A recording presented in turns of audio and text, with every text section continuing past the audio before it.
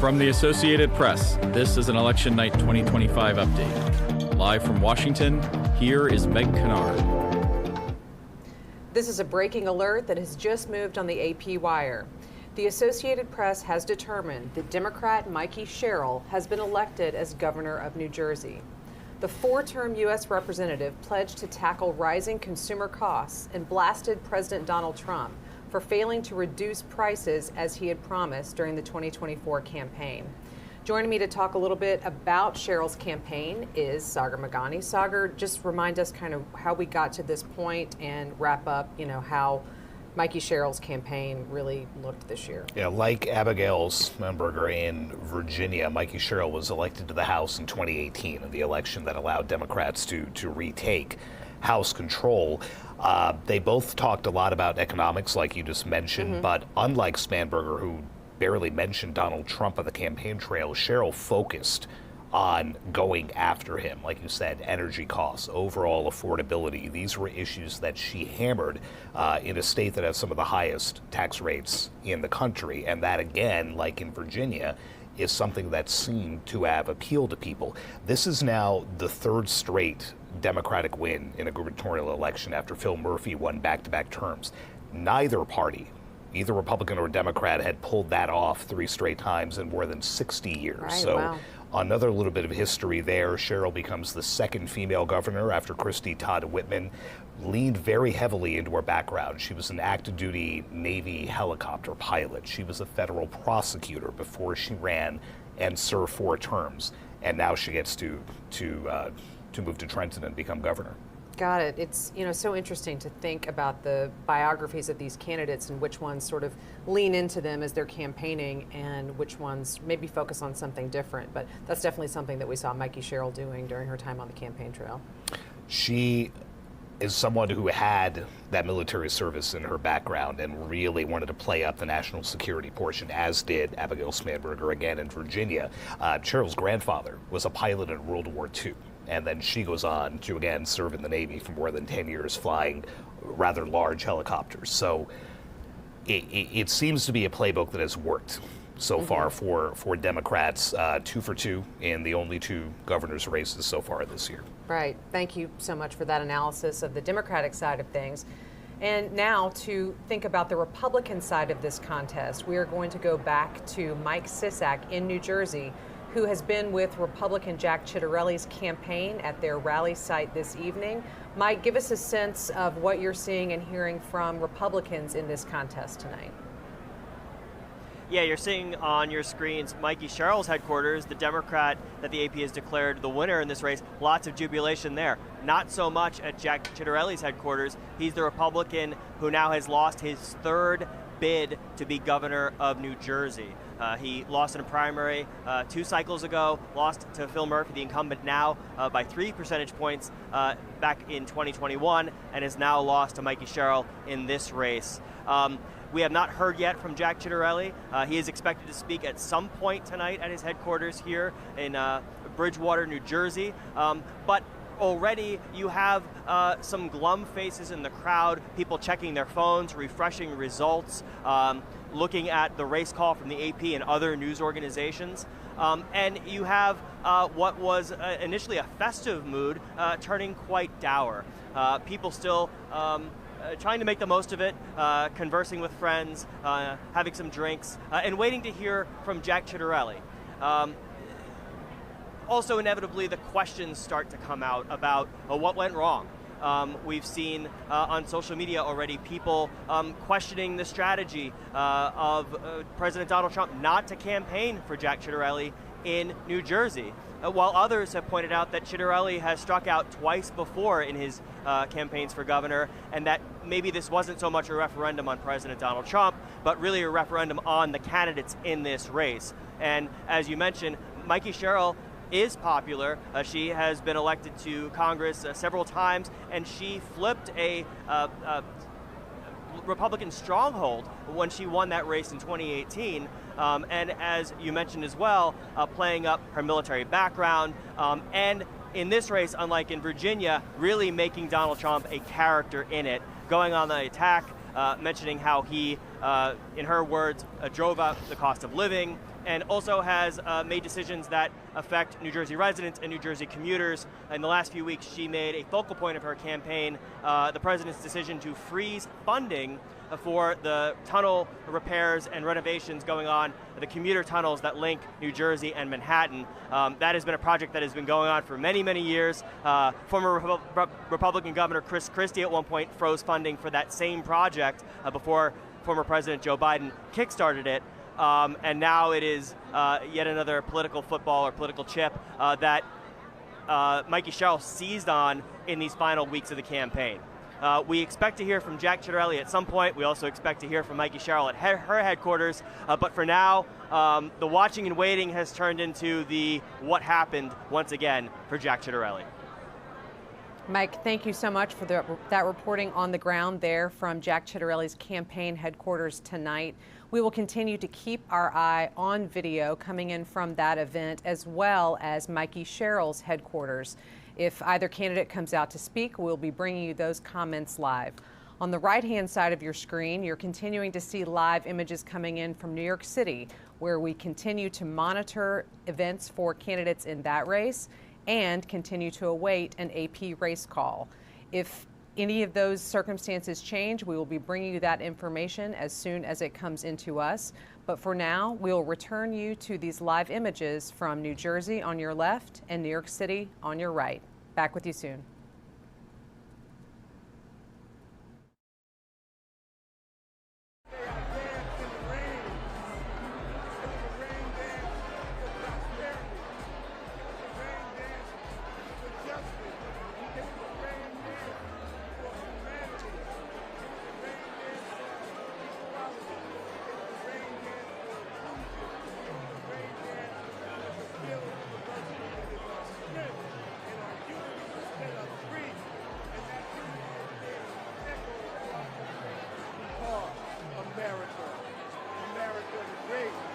America, the home of the brave and the free. And all I see out there is individuals that were those brave individuals that stood up against the tyranny of Donald Trump. And today we said no to Donald Trump and yes to democracy.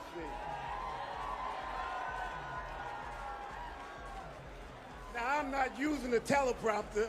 This is all from the heart. Because I believe in all of you. And if you believe in us and you believe in our party, let not be tonight be the only night that we celebrate. Let tonight be the foundation of what we're about to build tomorrow. And we're going to stay on that course. We're going to build this party. We're going to be inclusive. We're going to listen to the voices that people have out there. We're going to listen to opinions. We are not going to dictate to you what we think you know. We're going to ask you what you need from us. That is how this Democratic Party is going to work. That is what got Mikey elected tonight. That's what will set us free on a course to taking back what belongs to the people of this great nation that is our House of Representatives and the United States government. But we're going to start right here in New Jersey. So this young man from East Orange, New Jersey, that probably shouldn't be on this stage based on what I look like, based on what my zip code is, based on where I'm from, guess what? We are here. And that speaks volumes across this great state. So I am about to just say something simple to all of you. I love you all. I love you all. What was done here tonight was something that was ordained by God. And if you have faith and you believe in a God, no matter what God you worship, what God you pray to, just understand there is a higher being here, and we must embrace that and use that as we move forward. So, ladies and gentlemen, I am the proudest man on the face of the earth because my family sits here, my biological family, my East Orange family, my Essex County family, but what's much important is my New Jersey family. This is Leroy Jones. I'm dropping the mic, signing off here. God bless you all.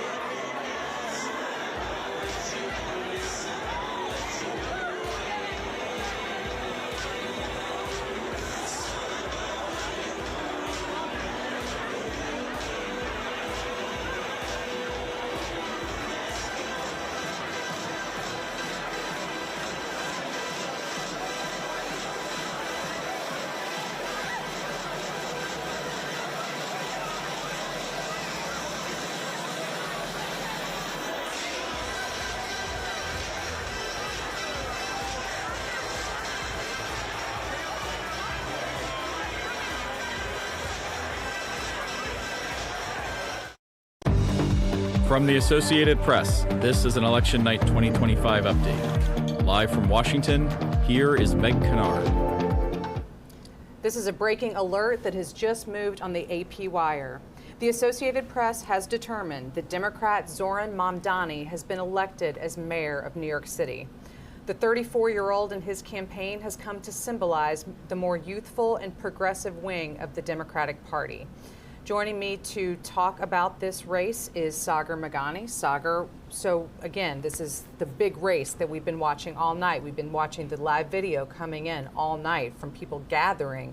But now that we have this race call and AP has declared Mamdani as the winner in New York City, what can we see there and how do we think that this really is couched in tonight's overall results? Yeah, this was really a generational and ideological race. Here you have Mamdani at 34, who will now become New York's youngest mayor in more than 100 years, against Andrew Cuomo, the once disgraced governor, who claimed he was ready to do this from day one. Obviously a knock at the younger Mamdani, who describes himself as a socialist, a democratic socialist. This now plays into a lot of thinking that Democrats really do need to embrace that wing of the party to make themselves more relevant. But then when you look at the two governor's races that have been decided in Virginia and in New Jersey, both of the winners there ran as more centrist Democrats. So it's a really interesting dichotomy now for the party, where you've scored these three big wins going in two totally opposite directions. But Mamdani's campaign, you know, a young guy, very digitally savvy. It was entirely focused on how expensive it is to live there. And he put out some ideas about how to make things cheaper. That electrified a lot of folks, that turned off a lot of folks. It infuriated President Trump, who threatened to arrest and deport him. He was born in Uganda. He is an American citizen, so you can't just arrest and deport him. But that was the kind of rhetoric that we heard. And New York is the nation's biggest city. It's always going to get attention. This race just took on a life of its own. And, no one had heard of Zohran Mamdani a year ago. 33-year-old state lawmaker has now been elected the mayor of America's biggest city. A stunning ascent for him there. Absolutely. And I want to talk in just a minute about some of the contrasts with the other major contests that we've been tracking tonight, which Democrats have also been declared winners in. But if you are just joining us, just an update on where we are on this election night. The Associated Press has determined that Democrat Zohran Mamdani is the winner of the New York City mayoral race. Again, that is the major contest that we are watching tonight. As Sagar just noted, it is America's biggest city and is really one that has drawn attention, not just from journalists and politically interested people here in the United States, but also globally, given the position that New York City has, economically speaking, culturally speaking, as well as politics, the former home of current President Donald Trump, who often weighs in on circumstances that are happening there in New York City, although he now is currently in the White House and technically a resident of Florida. Also, just a reminder of what you're seeing on your screen. On the left-hand side, we have a live image from Democrat Mikey Sherrill's campaign headquarters for tonight. The Associated Press has declared her the victor in the New Jersey governor's race. On the right-hand side of your screen, live images continuing to come in from New York City. The upper right-hand side is Zohran Mamdani's campaign headquarters, and below that, the campaign rally site for Andrew Cuomo. If any of these candidates come out to make live remarks, we will break into anything that we are saying, and we will be bringing you those comments live as they happen. So, Sagar, just to talk a little bit more about the New York City mayor's race, which again, the AP has declared the winner of that contest to be Democrat Zohran Mamdani. When we talk about Mamdani's campaign he describes himself as a democratic socialist, and a lot of the policies and ideas that he's proposed for New York City have tended toward that side of the political spectrum. That is very different than what we have heard from the winners in the other two top contests we've been following, those gubernatorial races in Virginia and New Jersey. So can we read anything into writ large how Democrats are feeling if we're hearing from these more centrist Democrats winning these governor's races, but yet the further left candidate winning in New York City? Or is it just New York City is its own animal, its own space? We should not really try to compare apples to oranges. So I think you can see that both ways, and it's an interesting debate now that the Democrats will have to have. They came into tonight, again, still licking wounds from a year ago. They lost the White House, they lost the Senate, they lost the House. They've made themselves relevant again. The three big elections we've been talking about tonight, they swept them. They won all three, but again, with two diametrically different approaches. So what does the party do? Does this further embolden that progressive wing, like Mamdani, like AOC, Bernie Sanders, folks like that? Both of whom we saw campaigning with him. Exactly. Right. Both of whom were on the campaign trail with him. Or you have the more centrist, more moderate ones who worry that some of the policies that Mamdani put out about raising taxes on the rich, about making city buses free, about making free child care, things like that, they worry that as they try to broaden the party's appeal to a bigger swath of America, if the focus is on that kind of thing that some even Democrats will say is way too far left, where does that leave you going into the midterm? So I think they have to be feeling good about all three, but now the party elders will have to have that debate. Both of those approaches worked. Which one works better 364 days from now when they try to take the House back? It's that constant conversation about candidate quality that we've already seen. I've seen it tonight on social media already starting to happen for the midterms. So we will keep an eye on that. Thank you so much for walking us through all of that stuff. We are now, though, going to go back to New York City, where we have Philip Crowther joining us again live from Zohran Mamdani's campaign night headquarters. Philip, what can you tell us about what's happening there? What are you hearing from people as they celebrate this win for Mamdani? Yeah, you won't be surprised to hear that it's very much a party atmosphere here now. We're in downtown Brooklyn at the Paramount Theater, and I can actually see people only just walking in they were kept outside, standing in line for quite a long time. So some of the people who are entering now to celebrate this victory of Zohran Mamdani to become the next mayor of New York City, they are getting the news as they walk into the theater here. Of course, we're seeing a lot of people celebrating right now. Not necessarily surprised, of course, because Zohran Mamdani was very much the front runner in most of the polls ahead of today's election day here. It's also worth mentioning that a really large amount of New York City voters went out to vote in the end. In fact, the highest number of voters for a New York City mayoral election in 30 years this time around. Very much a race that captured the imagination of New Yorkers, and that also got a lot of interest from the national media, from the international media. Very much a story that has been followed throughout the world, this one. A lot of journalists here, of course, and among them is Tara Palmieri. She's the host of the Tara Palmieri Show on YouTube. Thank you very much for joining us again, Tara. Thanks for having me. Now, it's time for us now to digest this news now. It's not a surprise that Zohran Mamdani is now projected to become the next mayor of New York City. But what is your initial reaction? Does it take you back a few months to that moment when it looked like it was very improbable that he could become mayor of this city? I mean, it was such a dramatic upset. That primary, he beat Andrew Cuomo by 13 points. And I think that really rocked the Democratic establishment. And they've all been bracing for this moment right now.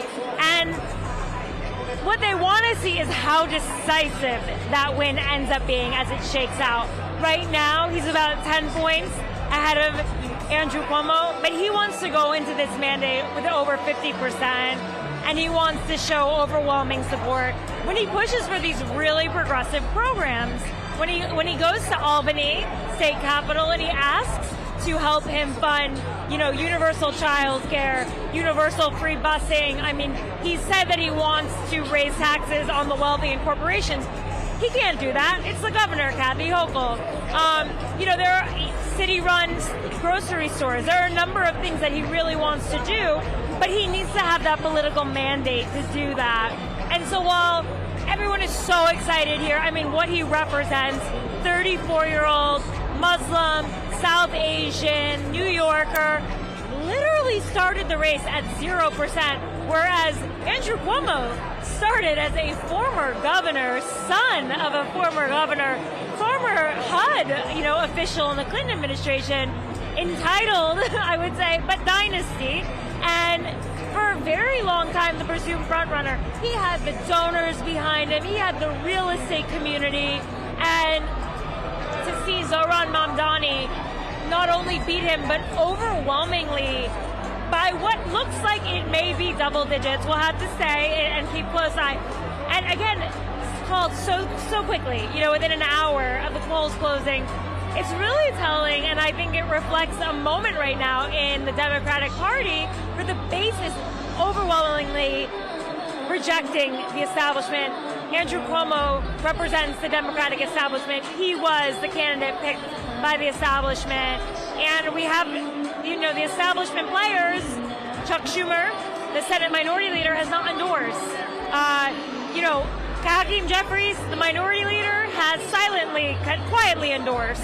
And then, Kathy Hochul is the governor and knows that her re-election in a year will depend very much on winning the support of the city. She's endorsed, but she's a center-left Democrat. And I think there are just a lot of questions about what this progressive populist movement, as Mamdani calls it, democratic socialism, which a lot of people are still wrapping their heads around. What does that even mean, right? What does that mean for the party? Can that exist in New York City and Ohio? How does the party separate itself in the midterm elections in a year from now? Is he just going to become the poster boy for the Democratic Party that the Republicans will use as a foil? Will President Trump target him in his, in his ICE initiatives and his anti-immigration initiatives? Then there are the clashes over Israel, and there's just so much tension. There's going to be so much clashes to come. This is going to be an administration to watch. A lot of his progressive policies are not that different than Bill de Blasio's, but he has so forward about what he represents, and he's got big dreams and a big agenda, and we'll see if he's able to do it. as we stand here, we expect the next thing to happen here, of course, is for Zohran Mamdani, the projected next mayor of New York City, to actually take the stage and give what is going to be his victory speech.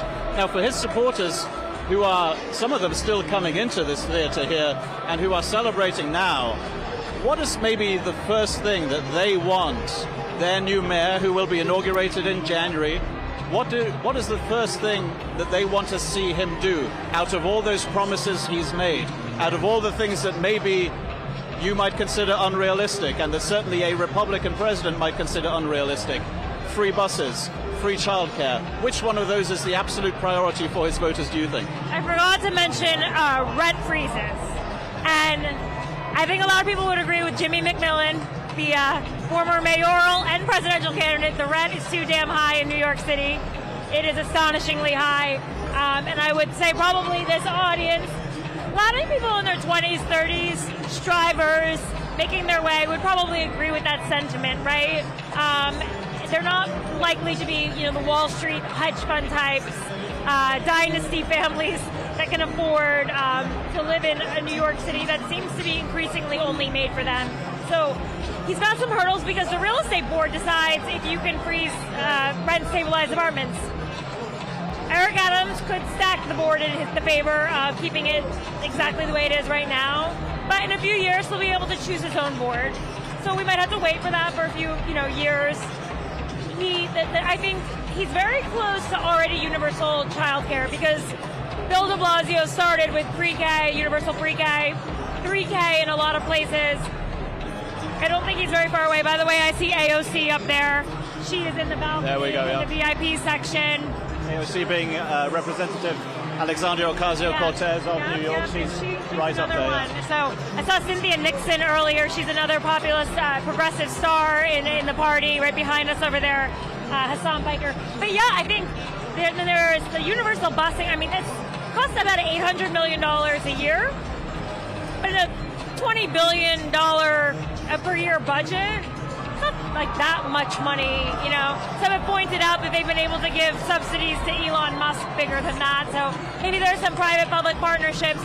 I think he's certainly going to need to build some inroads with the police community. I mean, there's no doubt that his rhetoric on defund the police is going to be an issue. They have literal veto power over a mayor. It is extremely strong force for him, and he apologized on Fox News for his prior comments. He's going to have to, I think he's going to have to continue to address that.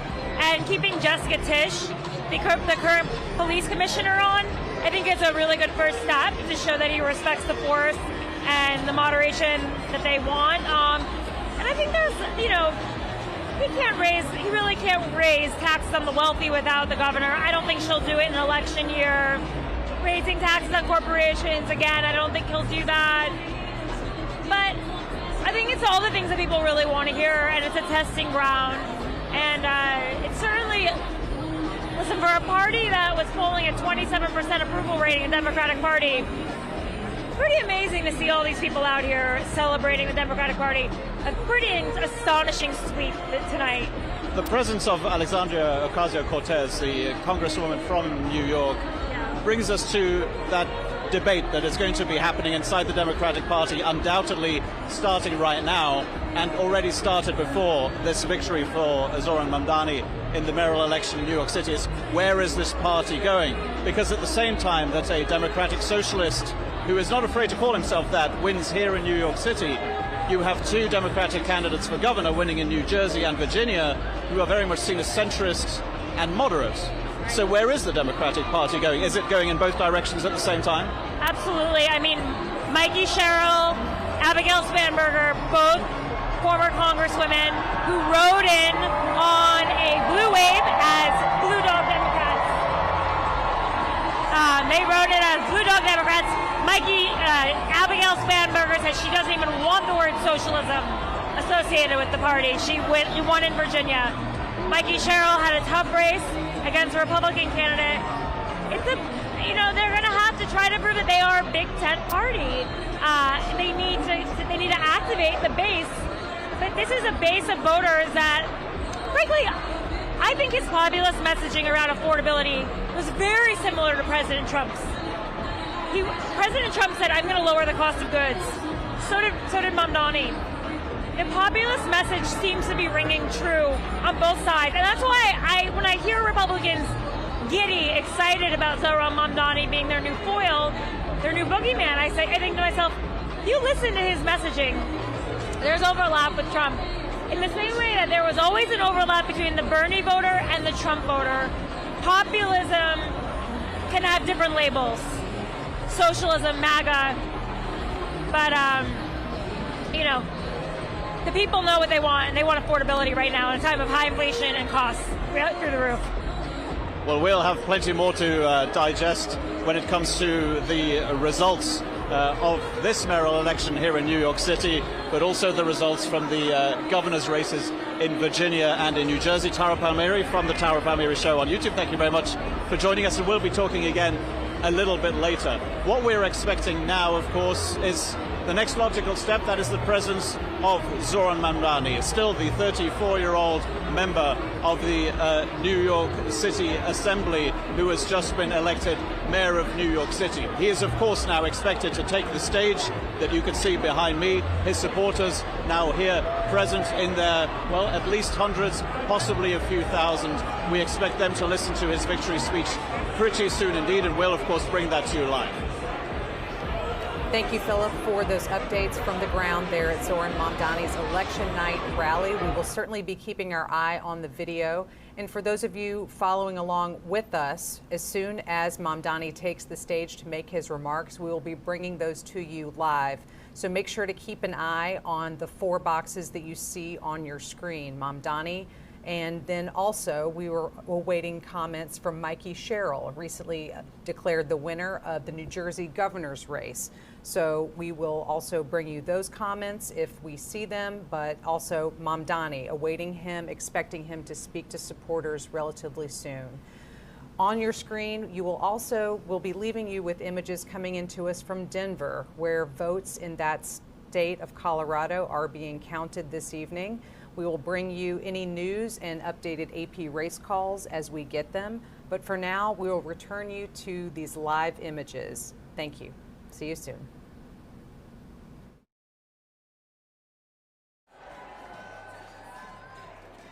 She listens to people, she includes them, and she leads with both her head and her heart. And no one gets left behind. So I think this outstanding victory tonight is a great affirmation of a positive direction we're headed in this country. And I don't think that we can rest easy, but I will say I will rest easier tonight knowing Mikey is at the helm.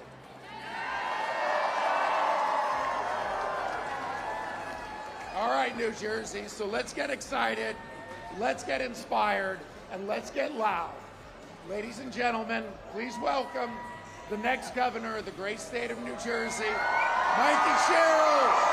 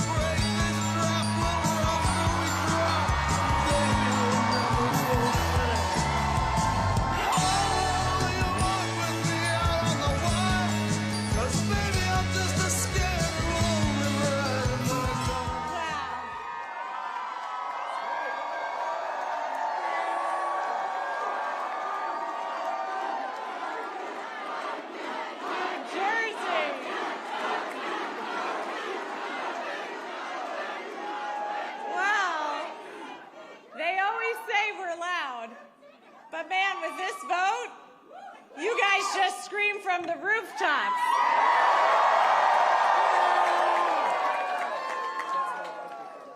And people around the country have heard you.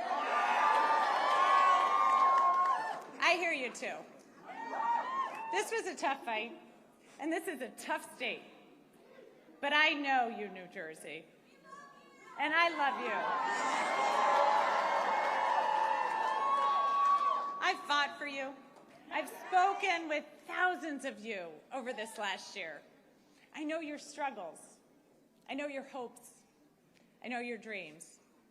So serving you is worth any tough fight I have to take on, and I am incredibly honored to be your next governor.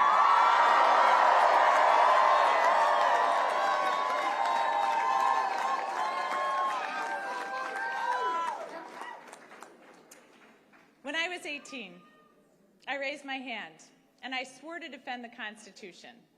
And that moment defines me. It taught me that leadership means carrying the weight of other people's hopes, standing firm when it's easier to bend, and always putting the common good above personal gain.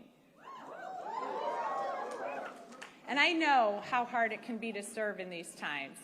And I just got a call from Jack Ciattarelli, and I want to recognize him for stepping up.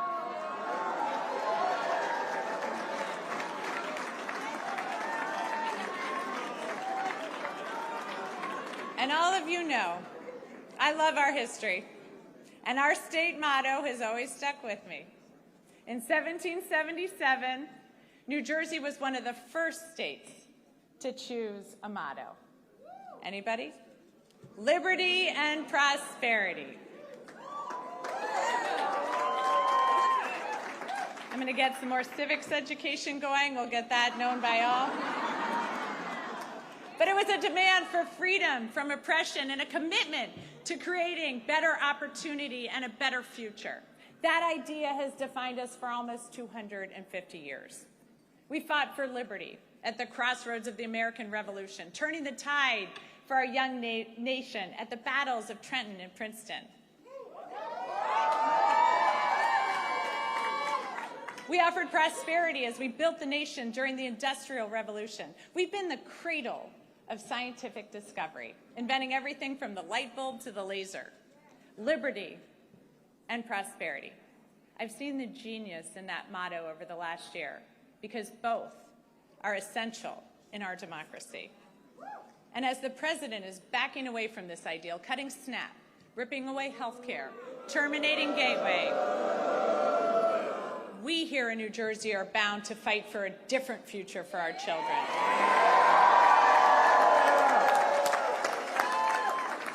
We see how clearly important liberty is. We know that no one in our great state is safe when our neighbors are targeted, ignoring the law and the Constitution. But prosperity is equally essential. Liberty alone is not enough if the government makes it impossible for you to feed your family, to get a good education, or to get a good job. So in this country, that shouldn't be too much to ask. But right now, all of it seems at risk. Governors have never mattered more.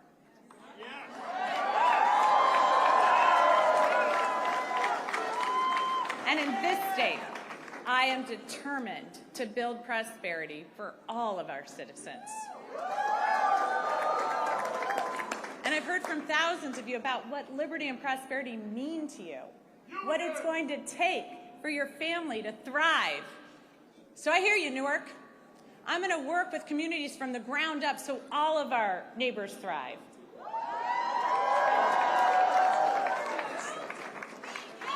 I hear you, Sham, so I'm going to declare a state of emergency on day one to drive down your utility costs. I hear you, Westfield, so I'm going to make sure our kids are safe online and schools have the resources they need to address the mental health crisis. I hear you, Jersey City, so I'm going to hold government accountable, balancing individual liberty with collective responsibility, ensuring people are safe, healthy, educated, and free to pursue their dreams. I hear you, New Jersey. Good government doesn't just manage problems, it solves them.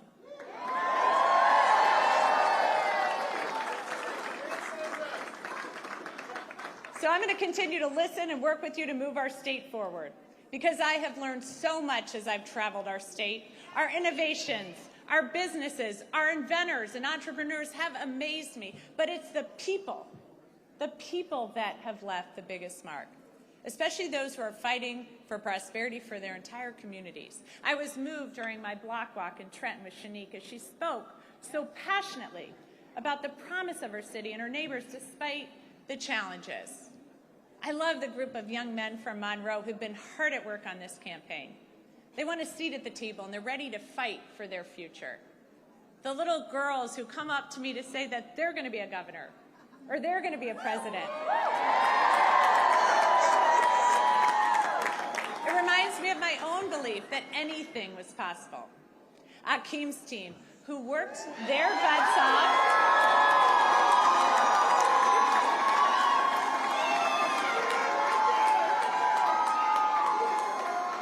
knocked over 60,000 doors.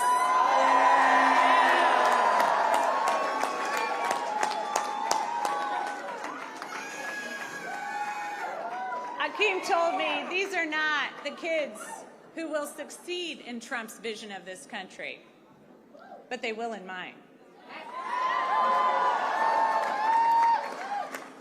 The men and women in labor.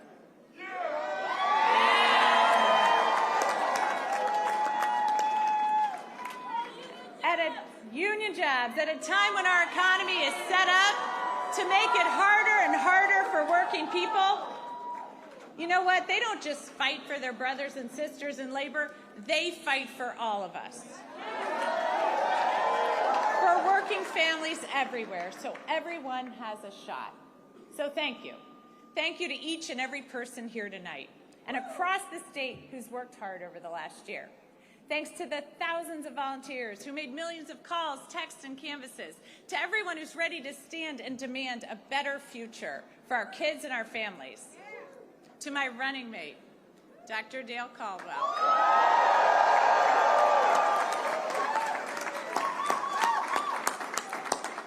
You've already served our state so well, and I'm proud to have you by my side as we embark upon this new chapter for New Jersey.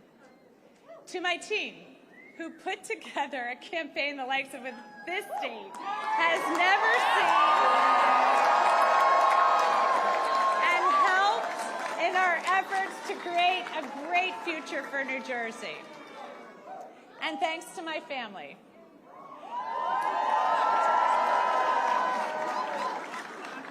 who put up with missed soccer games, lacrosse games, football games, volleyball games, swim meets, and rugby games, all to put up with this, so thank you. And a special thanks to my husband, Jason. Through 4 kids, 2 dogs, a hamster, numerous goldfish, 5 campaigns, an insurrection, and 2 impeachments, you have been a truly amazing partner.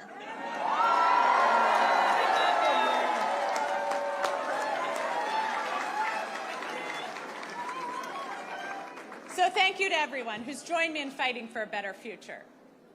I know these are tough times. I know not everyone voted for me, but I'm working for everyone. Every single one of you. When we all do better, we all do better. So tomorrow begins a new day. And at each new day in New Jersey, the sun rises over the Statue of Liberty, a daily reminder of her promise. Give me your tired, your poor, your huddled masses yearning to breathe free.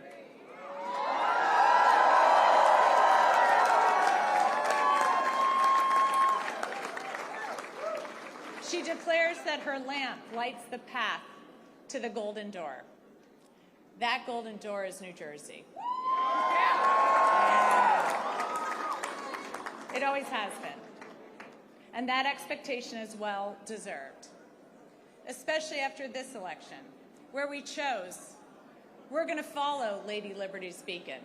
We're not going to give in to our darker impulses.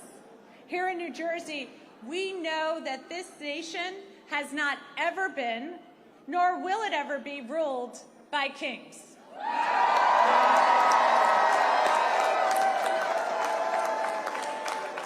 We take oaths to a constitution, not a king.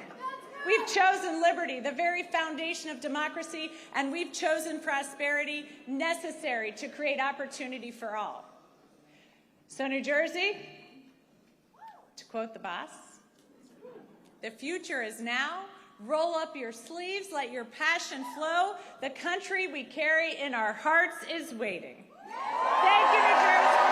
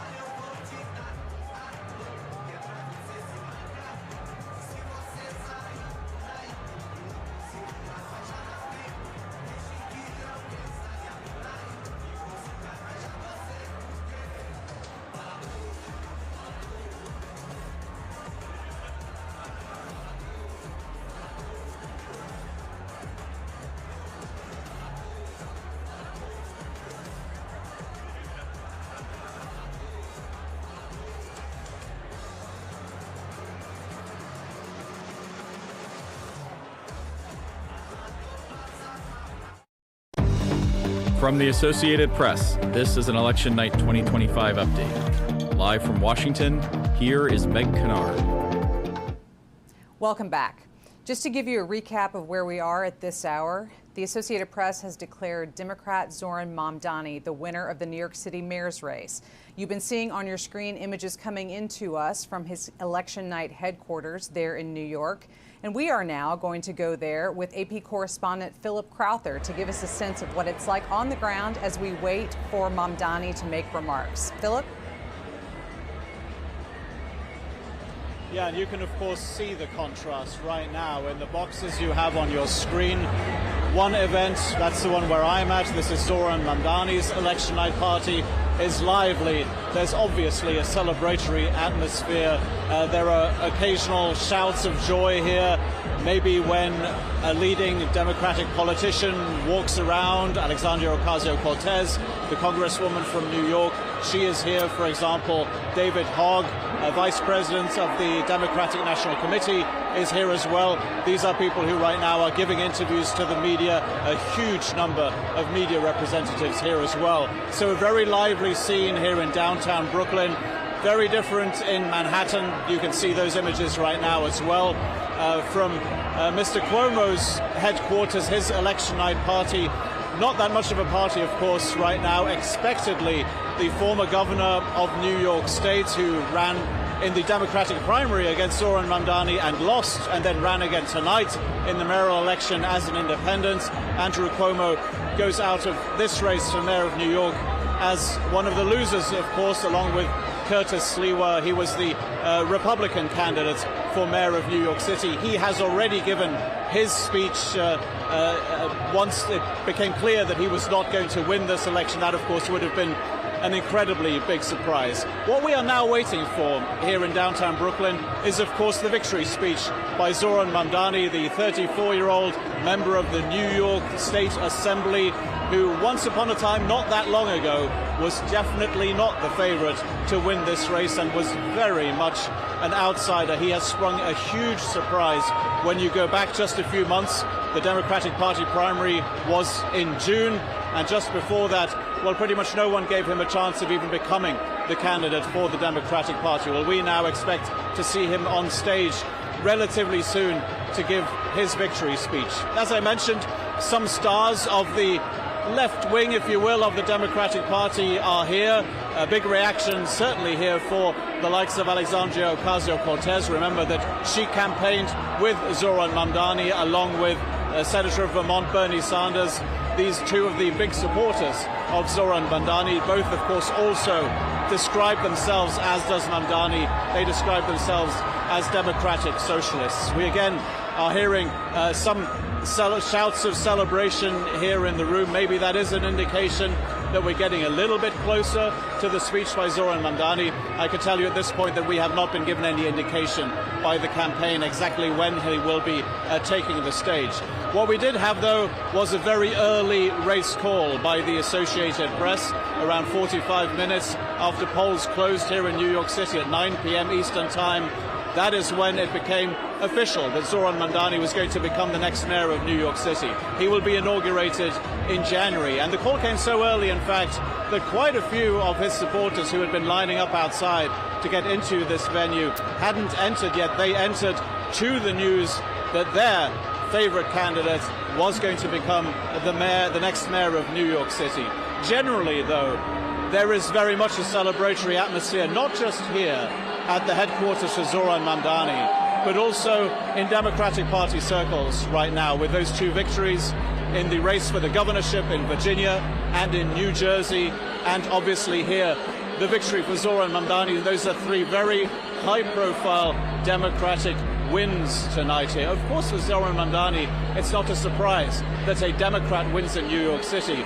But for someone who describes himself as a democratic socialist, it is certainly a surprise, and something also that, of course, brought the ire of President Donald Trump. The White House has already commented on this victory by Zohran Mamdani with a meme that says that Donald Trump is your president. So the reactions coming in thick and fast. The most important one, of course, is going to be that of the candidate himself. Again, we expect Zohran Mamdani to be on stage here in downtown Brooklyn very soon indeed, and we will, of course, bring that speech to you live as well.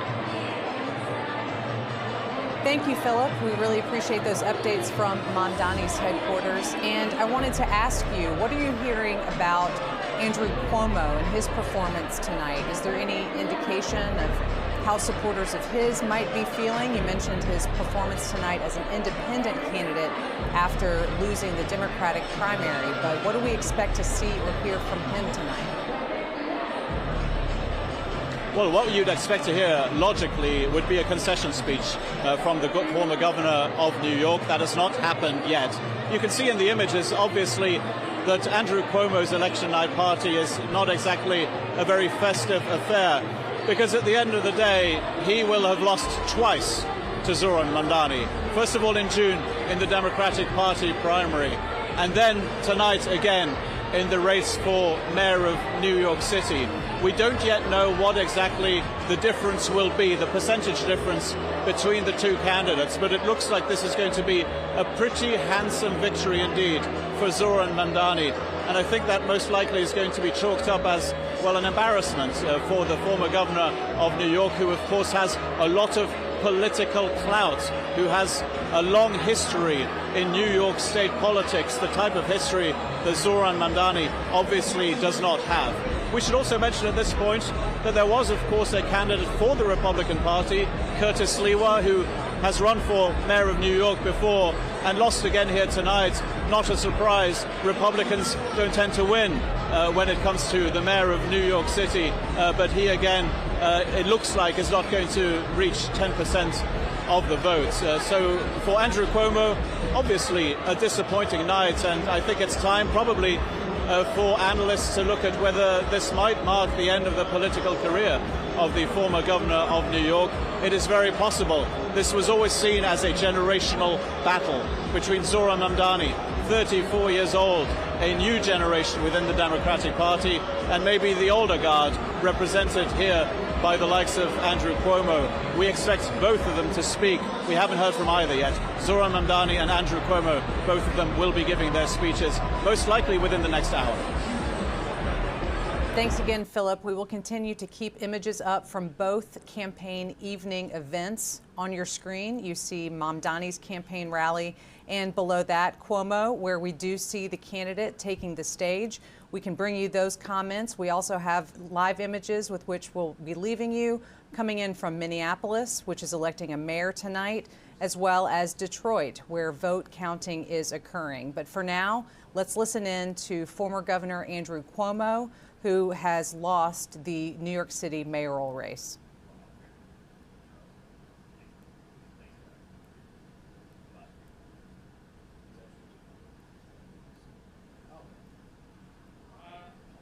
First, I love you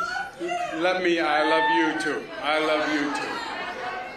Let me acknowledge part of my special campaign team. We have from the right, Telef Lundaval, the new son-in-law, husband of Mariah. We have Mariah, Cara, Michaela. I want to thank our campaign chairman, Bill Mulrow, our great campaign manager, Greg Goldner. I want to thank Mayor Adams, who stepped out of the race to make us more competitive, and that was a very gracious thing to do. I want to thank Mayor Bloomberg, who gave us his support, Governor David Patterson, all the unions, and I am blessed. I am blessed to have the people in this room. You have been a phenomenal team. Great friends. You are superstars. Even more, you are New York patriots. And I am proud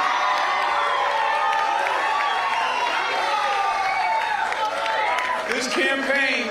This campaign was the right fight to wage. And I am proud of what we did and what we did together.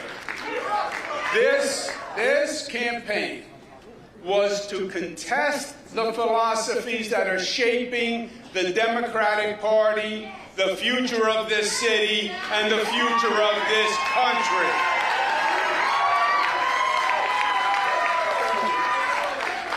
And this coalition transcended normal partisan politics. It brought together Democrats and Republicans and independents, joined by the simple fact that their first allegiance is as citizens of New York City.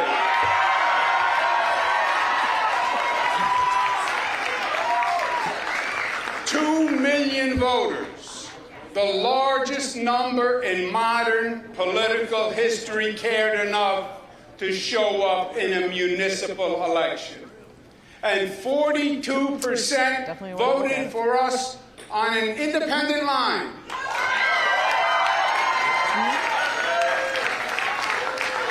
That is the highest percentage in modern history.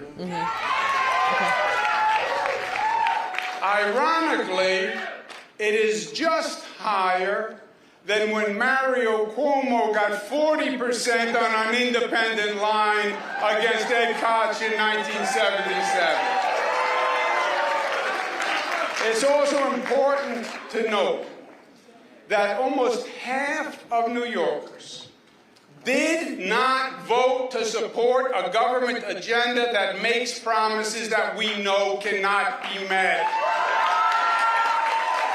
We support an economy of jobs, of opportunity, of entrepreneurship. That's what New York is, and that's what New York must remain.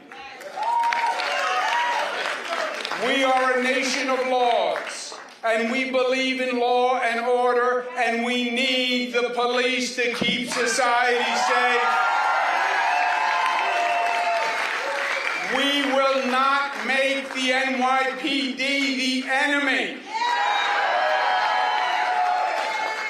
We cherish our diversity, and we have no tolerance for discrimination of any kind by race, religion, sexual orientation, or creed. And we will not tolerate any behavior that fans the flames of anti-Semitism or diverse attacks.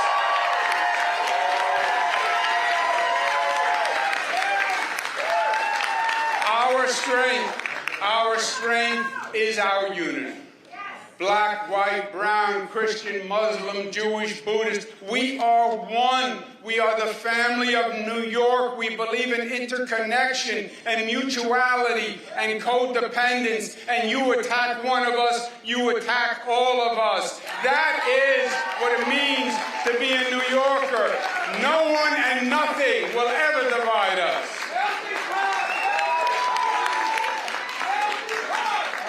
And this campaign was necessary to make that point. A caution flag that we are heading down a dangerous, dangerous road. Well, we made that point, and they heard us, and we will hold them to it. Also, my friends, feel proud, because we accomplished the two important New York characteristics. We got up off the mat after the primary, and we made it a real race when the media had already commenced the coronation. And feel proud, because we fought our hearts out and we left it all on the field.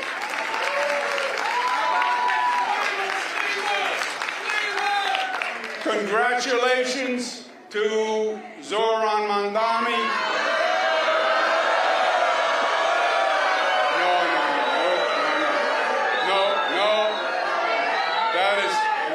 That is not right. That is not right, and that is not us. That is not us. Tonight was their night, and as they start to transition to government, We will all help any way we can because we need our New York City government to work. We want it to work for all New Yorkers because our city is the greatest city in the world, and we will unite for New York City because we love New York City. And from the bottom of my heart, I thank each and every one of you. I love you for the fight you made, for the soul that you showed, and the example that you set.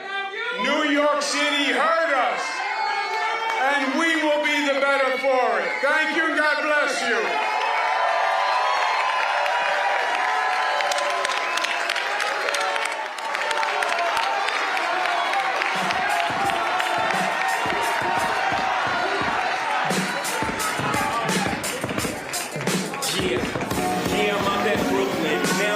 Tribeca, right next to the narrow, but I'll be hood forever. I'm the new Sinatra.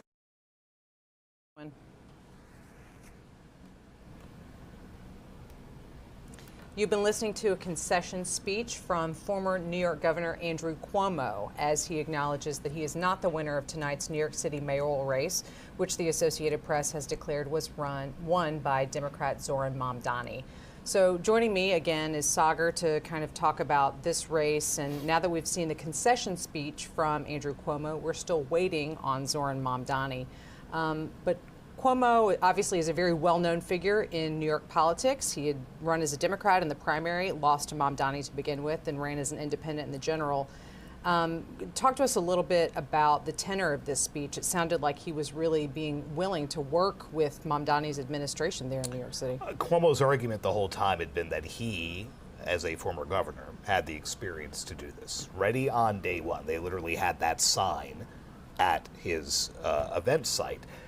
That he looks at a guy who is roughly half his age. Mamdani's 34, Cuomo's 67, beating him.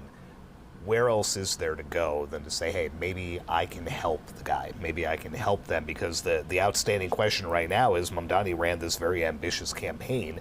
How do you go about staffing that? How do you actually go about delivering on what some critics say are undeliverable promises that you've now made? Maybe he can get an ally in Andrew Cuomo, a man who ran the entire state and could have run the city. Cuomo, again, this is now his second loss to Mamdani. That has to sting as a man who held the highest elected office in that state. If he is, in fact, willing to help, one would think that would have to be a boon for the other people. He has the organizational skills. He has the veteran operatives around him that Mamdani may not. As a 34-year-old, the youngest mayor in more than a century, now running America's biggest city, you're going to need some help. And maybe he can find that now in Andrew Cuomo. And it's not unusual for us to see that in various administrations at different levels for a candidate to come in with perhaps less executive experience, bringing in someone with more experience. I mean, I'm thinking about presidential administrations of both parties in the last couple of decades that have done exactly that when picking their vice presidents, for example. You have to bring in the veteran hand, and it'll be interesting what that dynamic would look like and what role, if there is an official role, we're projecting way ahead now, that Andrew Cuomo may, in fact, play there. Yeah, for somebody like Andrew Cuomo, who's been in politics in and around New York for a very long time, you'd wonder what that next step is.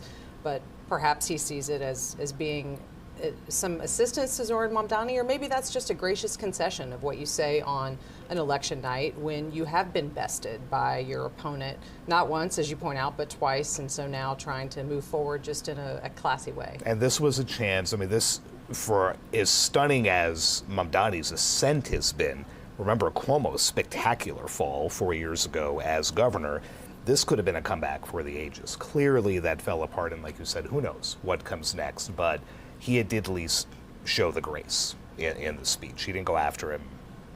It was a polite speech, for lack of a better phrase. Sure. Yeah, thank you for that. We can now also go back to New York City, where we have Philip Crowther joining us again from Zohran Mamdani's campaign night headquarters. We've yet to hear from the candidate himself, but Philip, what are you seeing in those comments that we heard from former Governor Cuomo today? Well, look, it's only a matter of time, I think, before we see Zohran Mamdani here on stage. His supporters, who are here in their droves and have now been celebrating since the race was called, they were able to watch Andrew Cuomo's concession speech. We are here in downtown Brooklyn. Andrew Cuomo spoke in Manhattan. A concession speech in which Andrew Cuomo, the former governor of New York, was able to silence the boos from the crowd when he congratulated Zohran Mamdani. I can tell you that here at Mamdani's election night party, there were plenty of boos as well once they saw that Andrew Cuomo, who was Mamdani's opponent not once but twice during the Democratic primary and today in the race for mayor of New York, when they saw that he was about to begin his concession speech. And the moment when he left the stage, when they saw that on camera, and again, they only saw that, but were not able to hear it. You can hear the loud music here at the venue. They essentially all waved him goodbye, happy to see the back of a man who twice tried to beat Zohran Mamdani and twice failed, after all, because it was in June when the Democratic Party held its primary, and that is when Andrew Cuomo was still a candidate for the Democratic Party and lost, surprisingly, to Zohran Mamdani. This time along, Cuomo appeared as an independent candidate, having lost the primary for the Democratic Party and lost again to Mr. Mamdani. We will have to wait and see exactly how large the difference is, the percentage difference between the two candidates in the end. But certainly this victory by Zohran Mamdani came quickly, and it came as a surprise, certainly the speed at which it came to a lot of people here in this room. It's very loud in here. You could probably make that out quite easily. A DJ playing music here right now while we expect Zohran Mamdani to appear on stage. And some of his biggest supporters, certainly over the last few weeks during campaigning, well, they are here in the room with him, or at least in the building with him, because Mamdani is still to appear on stage, of course. Alexandria Ocasio-Cortez is one of them, the congresswoman representing New York. She is here, and she has been making the rounds, giving all sorts of interviews. She, of course, campaigned together with Mamdani and Senator Bernie Sanders of Vermont, two of the other politicians who consider themselves democratic socialists, just as Zohran Mamdani does as well. Everybody here knows what the promises were from Mamdani when he was to become mayor of New York City. He will be inaugurated in January. He has promised free childcare. He has promised free public buses. He has promised to freeze the rent on rent-controlled apartments in New York City. All of those considered very populist, but certainly also very popular messages with his supporters here in downtown Brooklyn. And they will certainly want to see those promises repeated here on stage when Mamdani does eventually give his victory speech.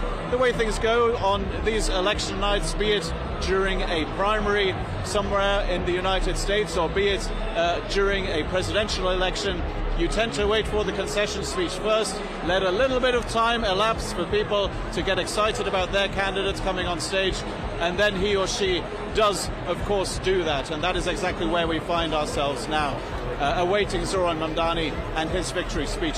When he does give it, and we haven't been given any indication from the campaign as to exactly how long that is going to take, we will, of course, come back here to New York and bring you that speech live. So, Philip, you've mentioned some of the other Democratic Party celebrities. It's a word that I'm not throwing around really, other than well-known political figures. But it also seems like there's perhaps some influencers and an energy in the room. Given Zohran Mamdani's age, given the fact that he has run this very digitally focused campaign, can you kind of bring us there? I mean, we can hear the noise behind you and see the excited people, but kind of bring us into that room and let us know exactly, who else are you seeing there, and what are they relating to you in terms of what their takeaways are from this kind of campaign that Mamdani has put together? Well, I can certainly tell you that it's a very diverse group of people who are here in the room to see Zohran Mamdani's speech. Probably a very fair reflection of the people who supported him in this campaign and ended up voting for him as well for mayor of New York City. When you take a walk around here at the Paramount Theater in downtown Brooklyn, You see a lot of those supporters embracing each other, celebrating, of course, as well. But you're absolutely right to talk about the influencers, people who Zohran Mamdani has been speaking to in what was a very clear, conscious decision on behalf of his campaign, a digital-first campaign, if you will. Those people that he has been speaking to on the campaign trail, well, they are here in downtown Brooklyn tonight, and they are broadcasting this event live to their viewership as well. It is a very modern, a very innovative campaign that we've seen from Zohran Mamdani. Of course, we'll have to wait and see how that translates into his position in City Hall when he will have to make true on all of those promises that I just enumerated that he has made. Again, a very celebratory atmosphere, of course, here. It is not a surprise to hear that, and a huge contrast to what we just saw during that concession speech from Andrew Cuomo, the former governor of New York State, now a defeated candidate in the New York City mayoral election as well. Certainly not a festive atmosphere in Manhattan where he was during his election night party tonight. Thank you, Philip, for those continued updates from there in New York City. We will keep up on our screen images coming to us from Mamdani's election night campaign headquarters. We do expect to see and hear the candidate, but we don't have an exact time. As Philip knows, and as I know, having covered campaigns across the country, there is a lot of waiting. Even when you expect that there's a victorious candidate who's going to be coming out and talking to you, you don't have an exact idea of exactly when that will be. And so we will keep up on our screen those live images coming in from Mamdani's election night headquarters.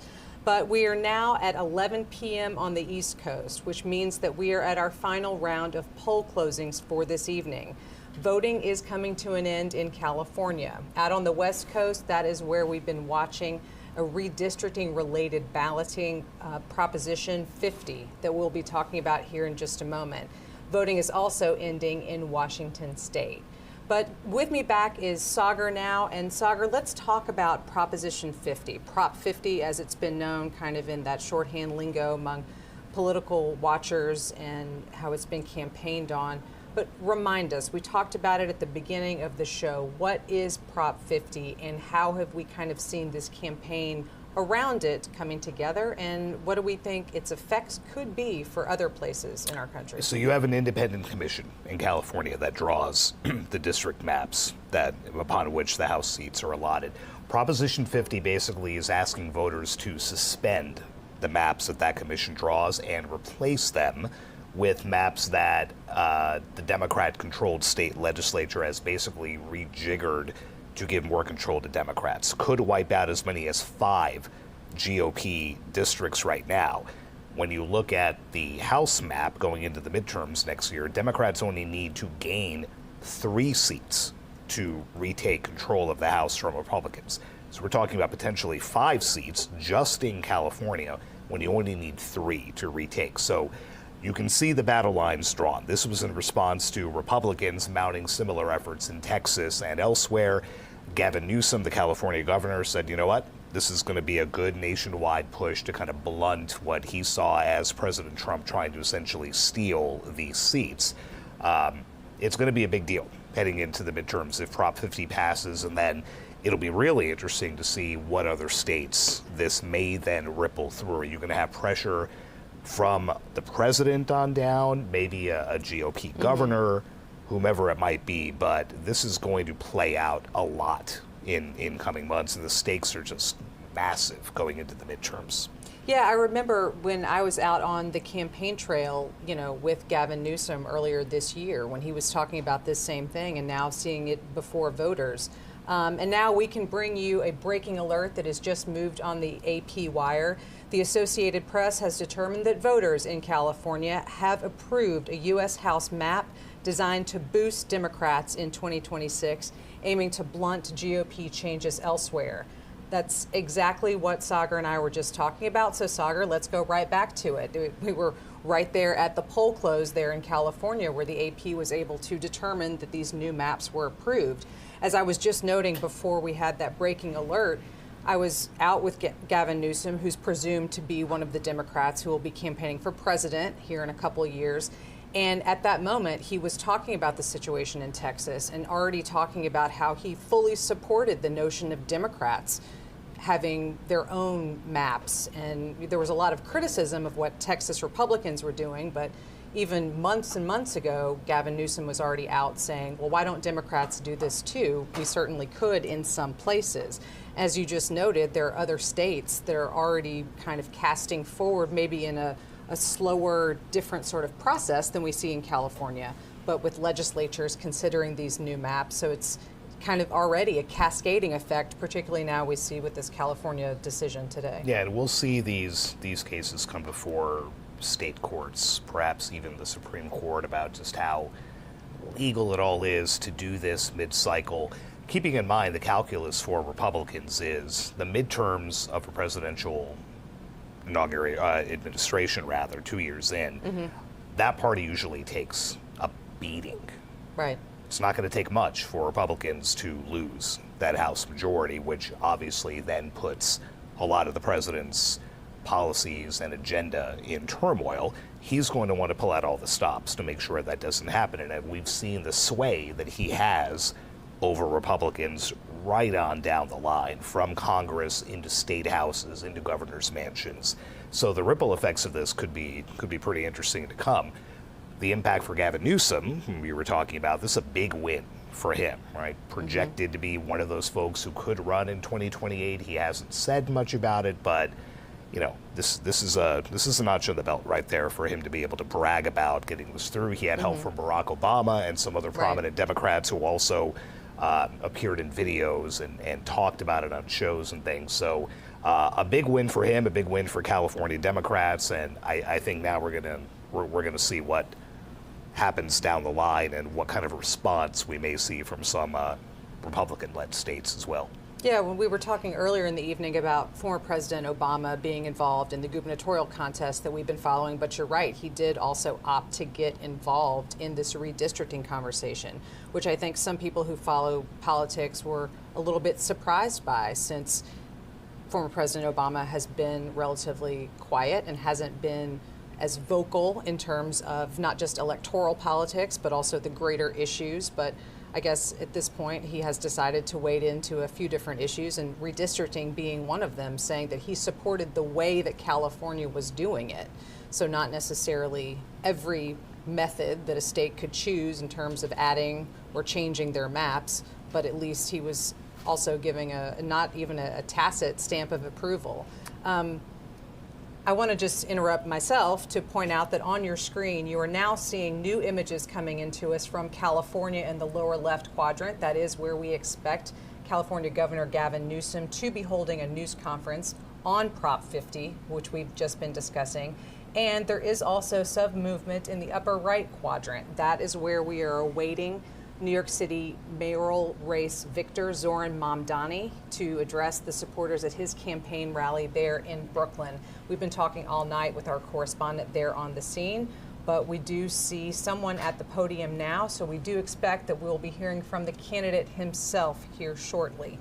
So we'll keep our eyes on that on the screen and certainly bring you Zohran Mamdani's comments as soon as they begin.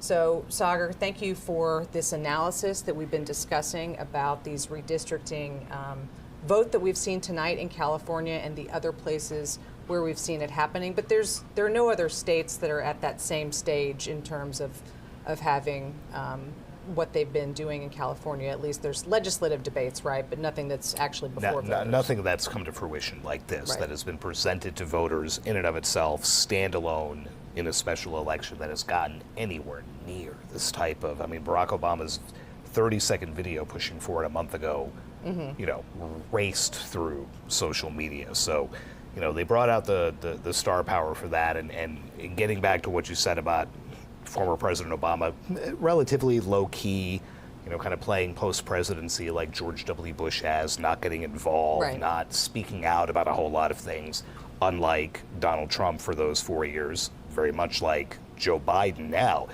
But I mean, to give you a sense of what Obama has been like lately, he even pulled out one of the old greats when he was campaigning over the weekend in the governor's races, don't boo, vote. And the place went nuts. Right. Vintage 2008, 2012 Barack Obama trying to get Democrats energized again, and I think we're going to see a whole lot more of that. What was that math again? 364 days. 364 days till to the midterms, and we'll be back and do it all again. Thank you. We'll set our calendars and set our clocks now. We are going to return you to that live video that we've been talking about coming in from Zohran Mamdani's campaign election rally this evening. So we will leave you with those live images and be back with you soon.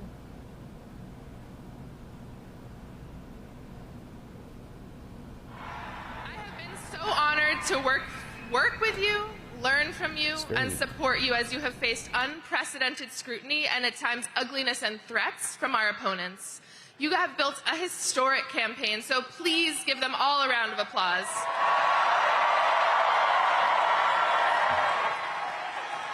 And please join me in celebrating the person who has been Zohran's right hand from day one, whose deep commitment to our movement and care for our people has infused every part of this campaign from top to bottom, and without whom we would not be here tonight, Elvis Church.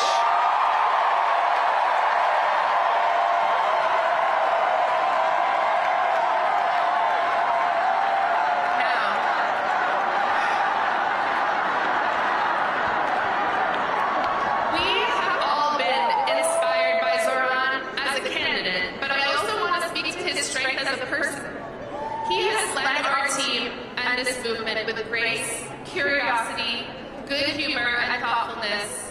And this race has been difficult. He has been the subject of attacks and threats, but he has truly risen above it all to give us hope. So please join me in giving Zohran, our friend, a round of applause.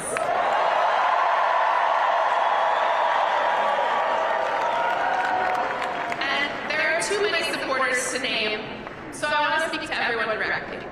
Please raise your hand if you have given to this campaign, whether that is time, labor, knocking a door, hosting an event, creating art. And if you are one of the tens of thousands, this is beautiful, and if you are one of the tens of thousands of people who contributed but cannot be with us tonight, this is for you as well. You have made history. You set unreachable goals and then exceeded them. You believed in this city and believed in each other. And you achieved something that people will speak of for decades to come. You led with kindness and compassion. And most importantly, during a time of despair and rising fascism, you decided to fight for someone that you don't know. So thank you.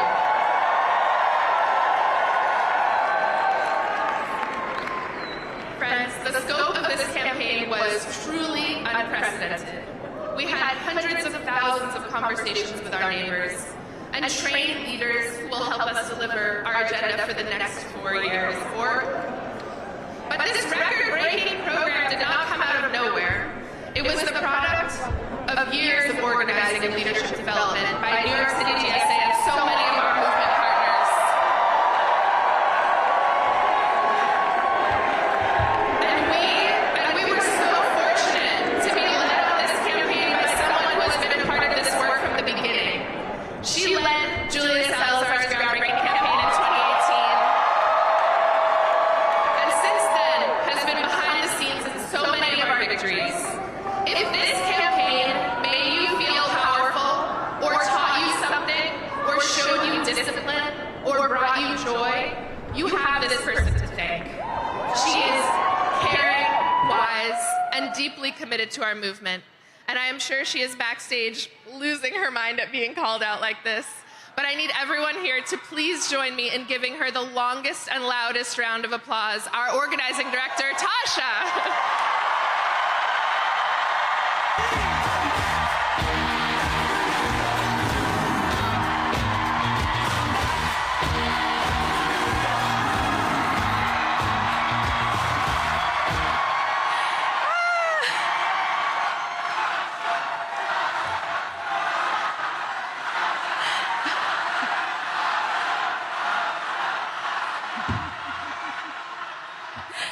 Thank you.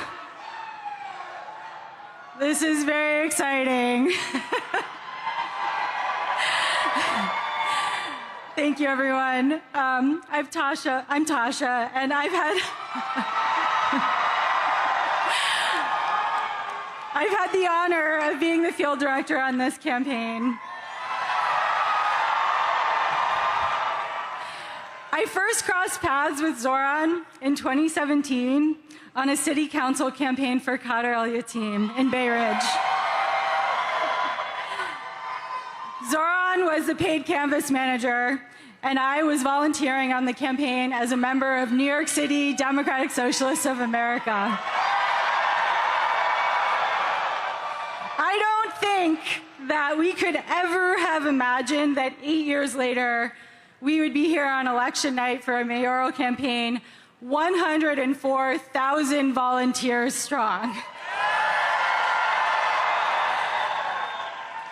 104,000 volunteers. We love numbers, we love metrics, but I want to talk first about what's behind those numbers. Every number is, in a way, an act of bravery. Door knocking is not the easiest thing. For many, including myself, it takes a moment of bravery at the beginning, asking a stranger something about their lives and sharing something about yours. Sharing what you want to see in the world, it can be daunting. Thousands of people did it. And every time, every volunteer went to a door and talked to a stranger, they offered their vision to that stranger and invited that stranger to be a part of shaping their vision. We love strangers. Every door knock and every phone call is a statement of belief that politics is for all of us. This campaign and this city is all of ours to shape. I also want to say something about field leads.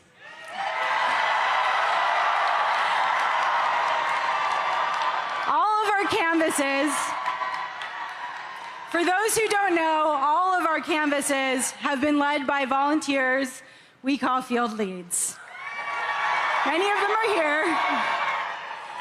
Most led a shift every week, and some led a shift every week since December. And every time they led a canvass, and they were the ones welcoming new volunteers into our movement. They were the ones who helped inspire folks coming out to canvass for the first time. Without those 700 people who chose to step into leadership in an uncertain moment and try something new and scary, this field operation at this scale would not have happened. Those 700 people prove that leadership isn't about having all of the answers, it's about the willingness to step into the unknown and inspire others to imagine something better. So here are the numbers. Over 104,000 volunteers made over 4.4 million calls. At around noon today, a volunteer knocked our 3 millionth door. Over 700 field leads have led over 5,700 canvasses in 243 neighborhoods. 6,568 voters signed up to volunteer on the spot when they were canvassed by somebody. 8,389 voters signed up to volunteer when they were asked by a phone banker. These are unprecedented numbers.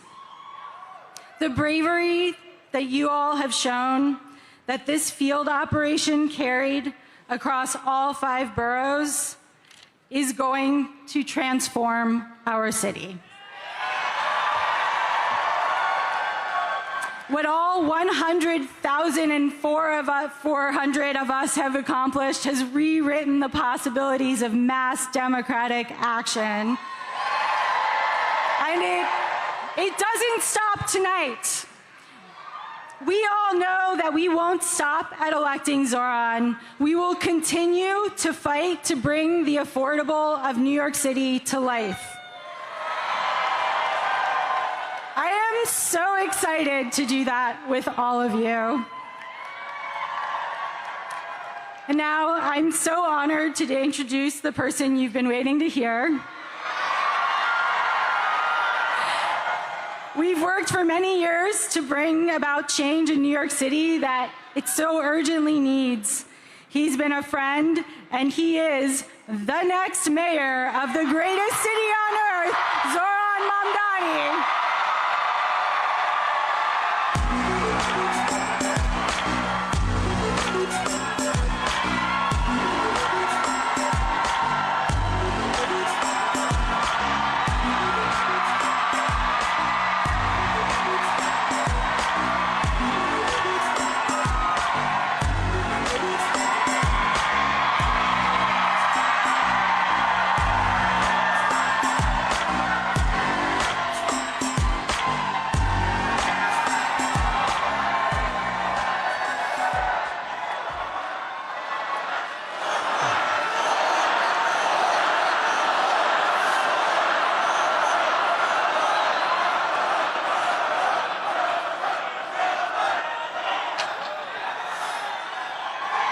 Thank you, my friends.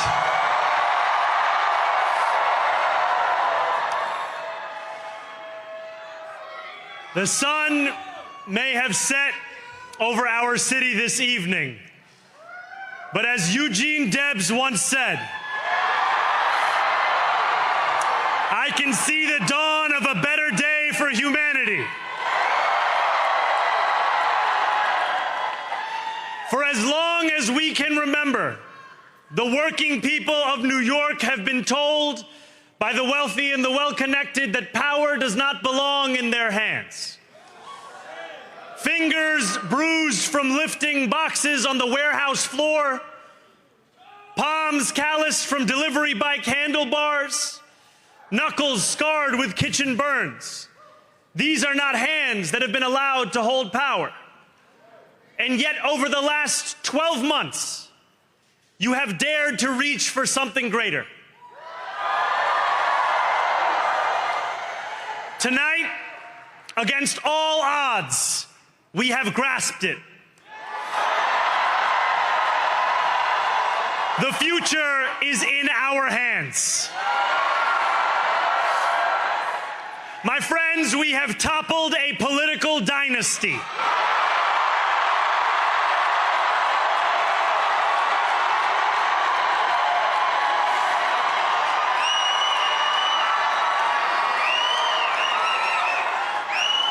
I wish Andrew Cuomo only the best in private life.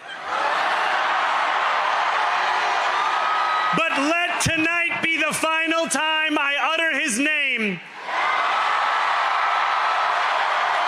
as we turn the page on a politics that abandons the many and answers only to the few.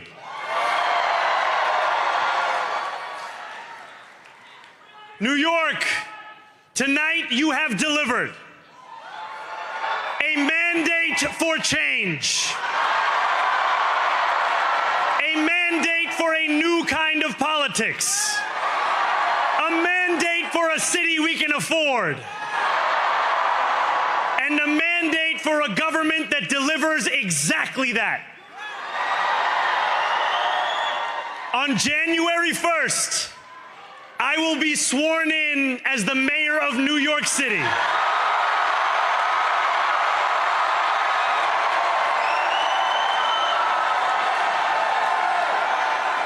And that is because of you.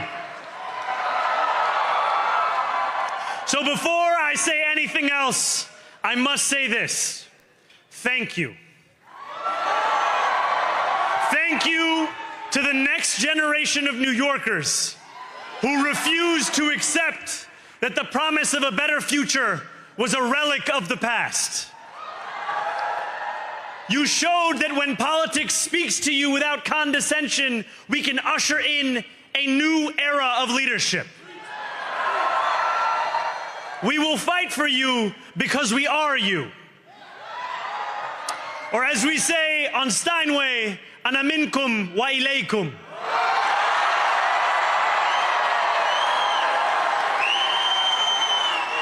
Thank you to those so often forgotten by the politics of our city who made this movement their own.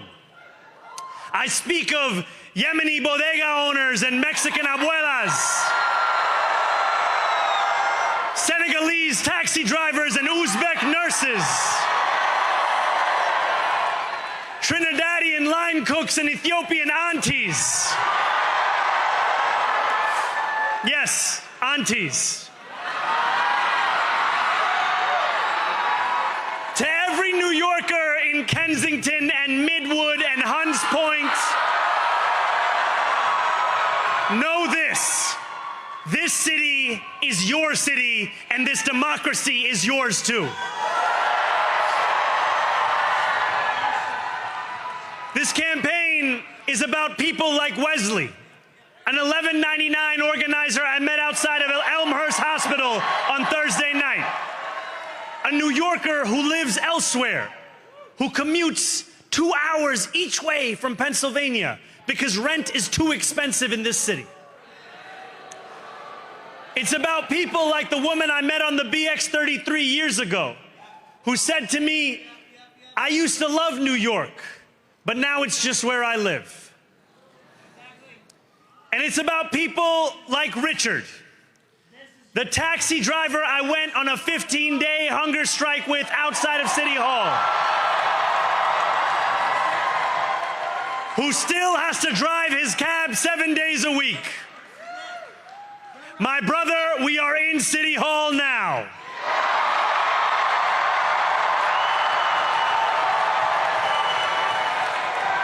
This victory is for all of them, and it's for all of you.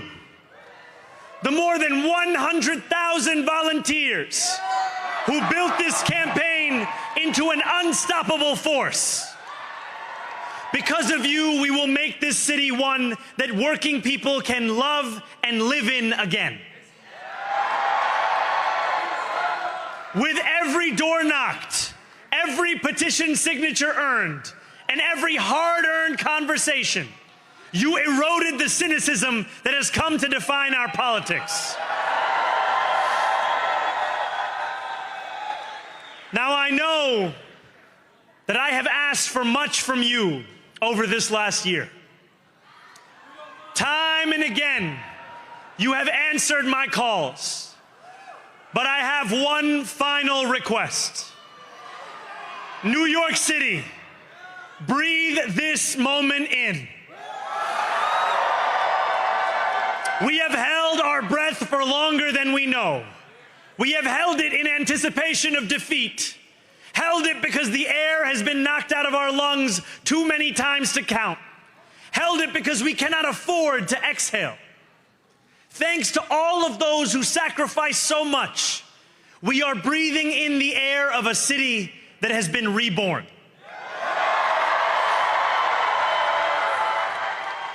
To my campaign team, who believed when no one else did,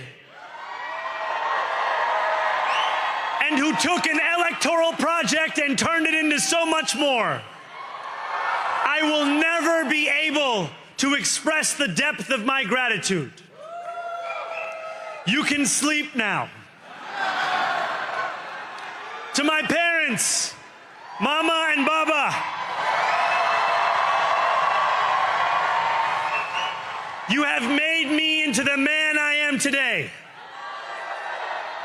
I am so proud to be your son. And to my incredible wife, Rama,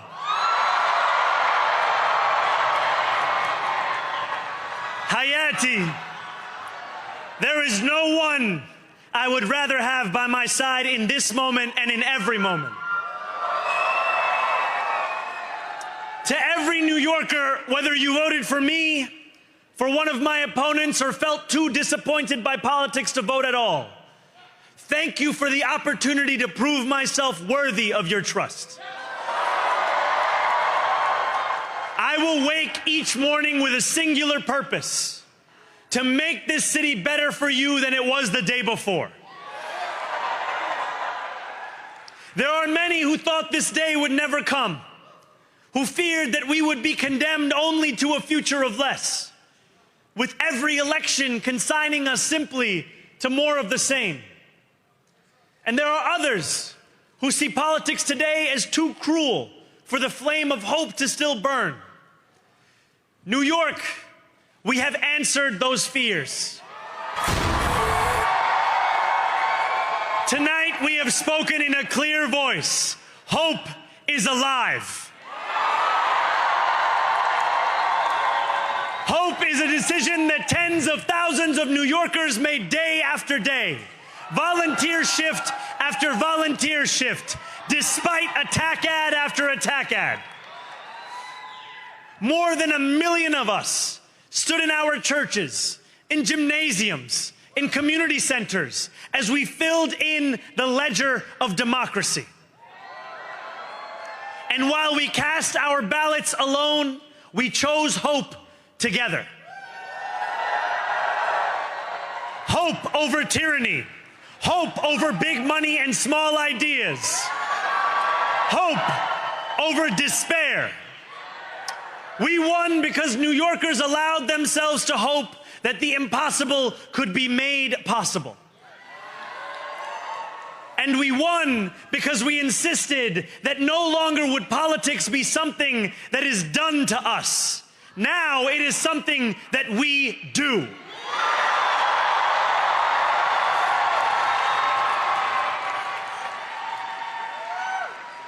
Standing before you, I think of the words of Jawaharlal Nehru.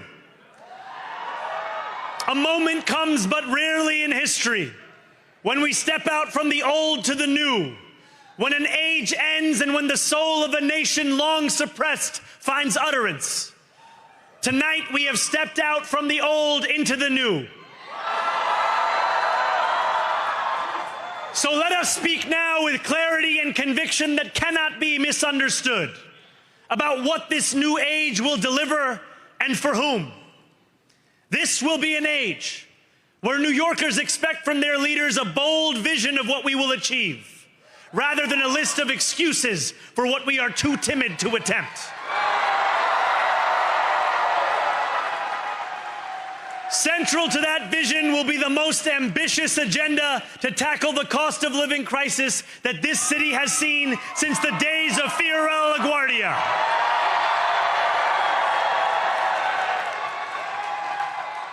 An agenda that will freeze the rents for more than 2 million rent-stabilized tenants.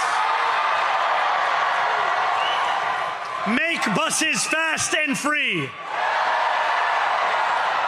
And deliver universal child care across our city. Years from now, may our only regret be that this day took so long to come. This new age will be one of relentless improvement. We will hire thousands more teachers. We will cut waste from a bloated bureaucracy. We will work tirelessly to make lights shine again in the hallways of NYCHA developments where they have long flickered. Safety and justice will go hand in hand as we work with police officers to reduce crime and create a department of community safety that tackles the mental health crisis and homelessness crises head on. Excellence will become the expectation across government, not the exception. In this new age we make for ourselves, we will refuse to allow those who traffic in division and hate to pit us against one another. In this moment of political darkness, New York will be the light. Here, We believe in standing up for those we love. Whether you are an immigrant, a member of the trans community, one of the many black women that Donald Trump has fired from a federal job, a single mom still waiting for the cost of groceries to go down, or anyone else with their back against the wall, your struggle is ours too. And we will build a city hall that stands steadfast alongside Jewish New Yorkers and does not waver in the fight against the scourge of anti-Semitism. Where the more than 1 million Muslims know that they belong. Not just in the 5 boroughs of this city, but in the halls of power. No more will New York be a city where you can traffic in Islamophobia and win an election.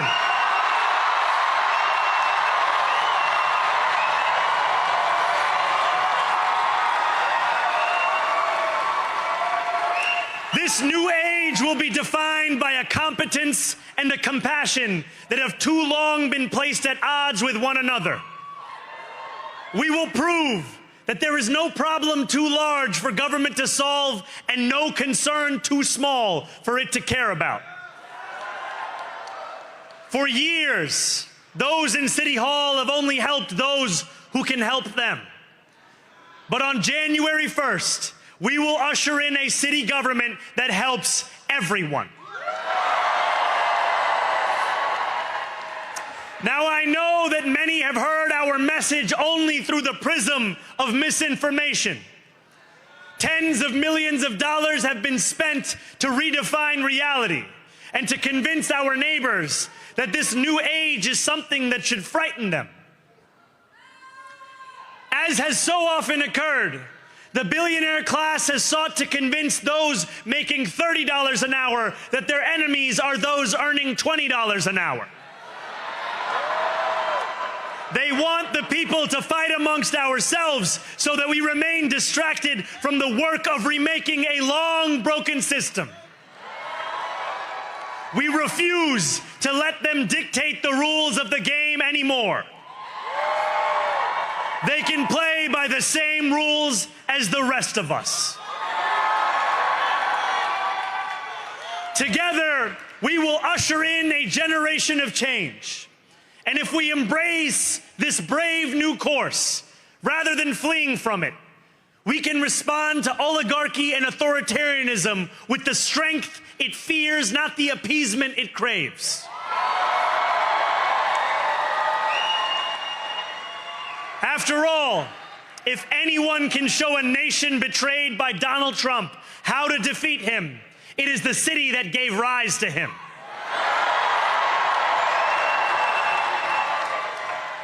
And if there is any way to terrify a despot, it is by dismantling the very conditions that allowed him to accumulate power. This is not only how we stop Trump, it's how we stop the next one. So, Donald Trump, since I know you're watching, I have 4 words for you. Turn the volume up.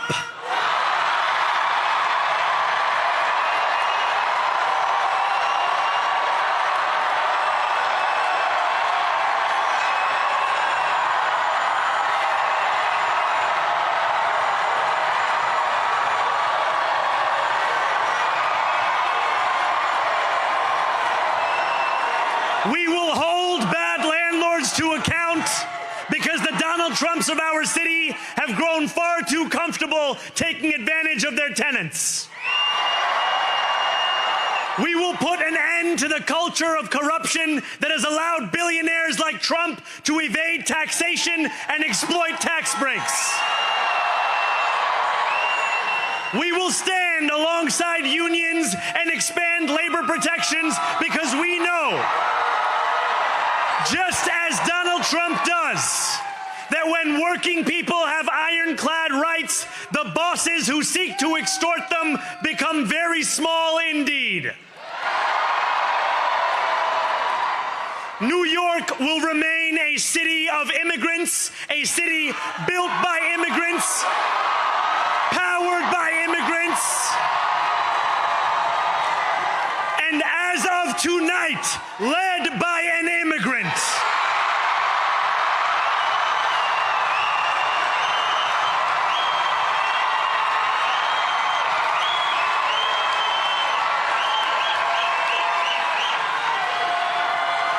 So hear me, President Trump, when I say this. To get to any of us, you will have to get through all of us.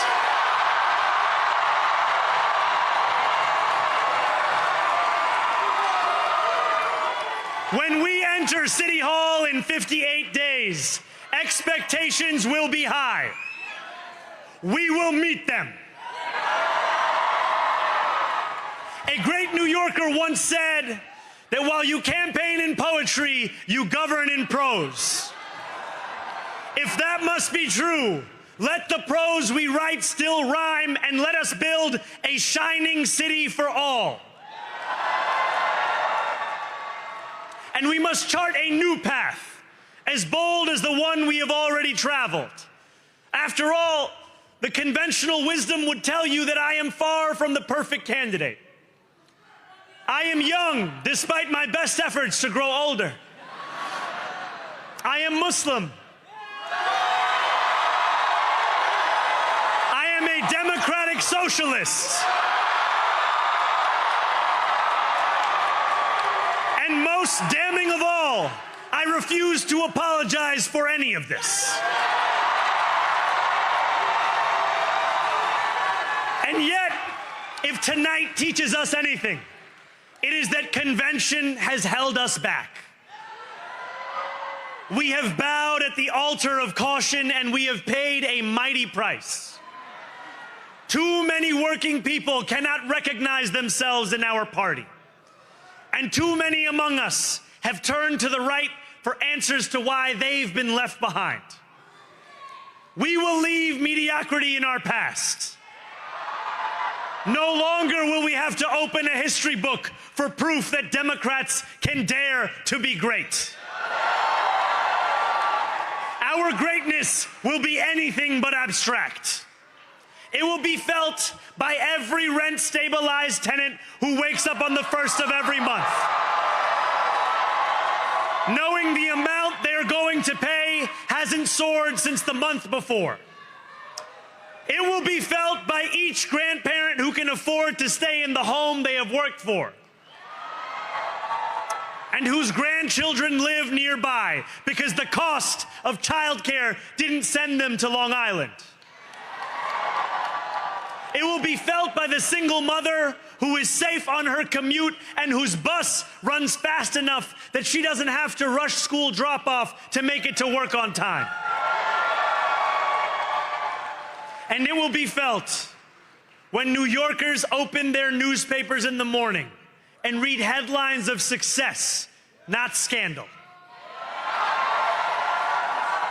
Most of all, it will be felt by each New Yorker when the city they love finally loves them back.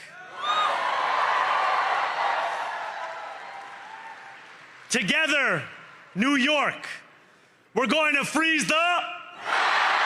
Together, New York, we're going to make buses fast and... Together, New York, we're going to deliver universal... Let the words we've spoken together, the dreams we've dreamt together, become the agenda we deliver together.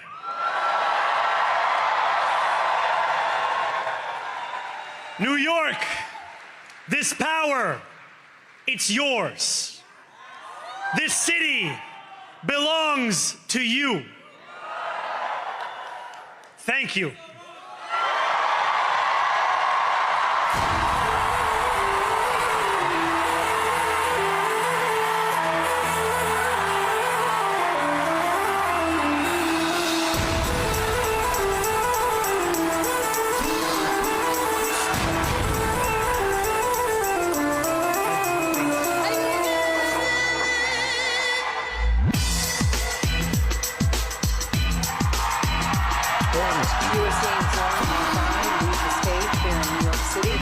hours after his acceptance speech for winning that mayoral contest, the top race that we've been following here all night long.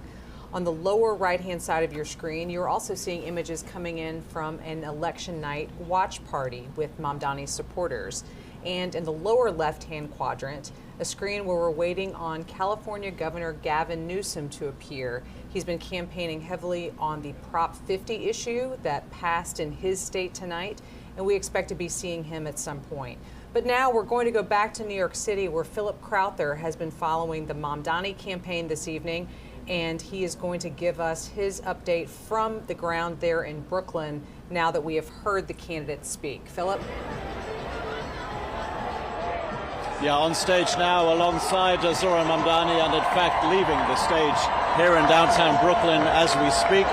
Zohran Mamdani, the mayor-elect of New York City, alongside his wife, who has made very few appearances on the campaign trail, and his parents, all of them receiving an homage from Mamdani during his victory speech here in downtown Brooklyn. This celebration now coming to an end. His supporters will now slowly but surely leave this theater, but not after having listened to a very, very enthusiastic speech from Zohran Mamdani, during which he again made those promises that he has made on the campaign trail for frozen rent on rent-controlled apartments in New York City, for free childcare in New York City, and also free buses, all of those very popular themes of Zohran Mamdani's campaign for mayor of New York City. The biggest applause, maybe, the moments when Zohran Mamdani came out on stage, naturally. But maybe the biggest shouts of enthusiasm also here in this theater in downtown Brooklyn, the moment when Zohran Mamdani took on Donald Trump by name. We weren't necessarily expecting that, because Mamdani has been somebody who hasn't necessarily seen this as an election during which he had to go up against Donald Trump, despite the fact that he had been criticized at length by the president. But he here said that essentially this was the end of people like Donald Trump in New York City, members of what he calls the oligarchy, that the end of the likes of Donald Trump is happening in the city that saw him rise as well. He addressed Donald Trump directly here, knowing, in Zohran Mamdani's opinion, that the president was in fact watching this at the White House. He might well have done, because Donald Trump is a president who is very invested and very interested in this mayoral election here in New York City. A reminder also from Mamdani that the big change here in New York City is still to come. Of course, the inauguration of the mayor will be happening on the 1st of January, and that is when he says that a new era will begin for this city. He has celebrated the end of a political dynasty, in the words of Zohran Mamdani, still the 34-year-old member of the New York State Assembly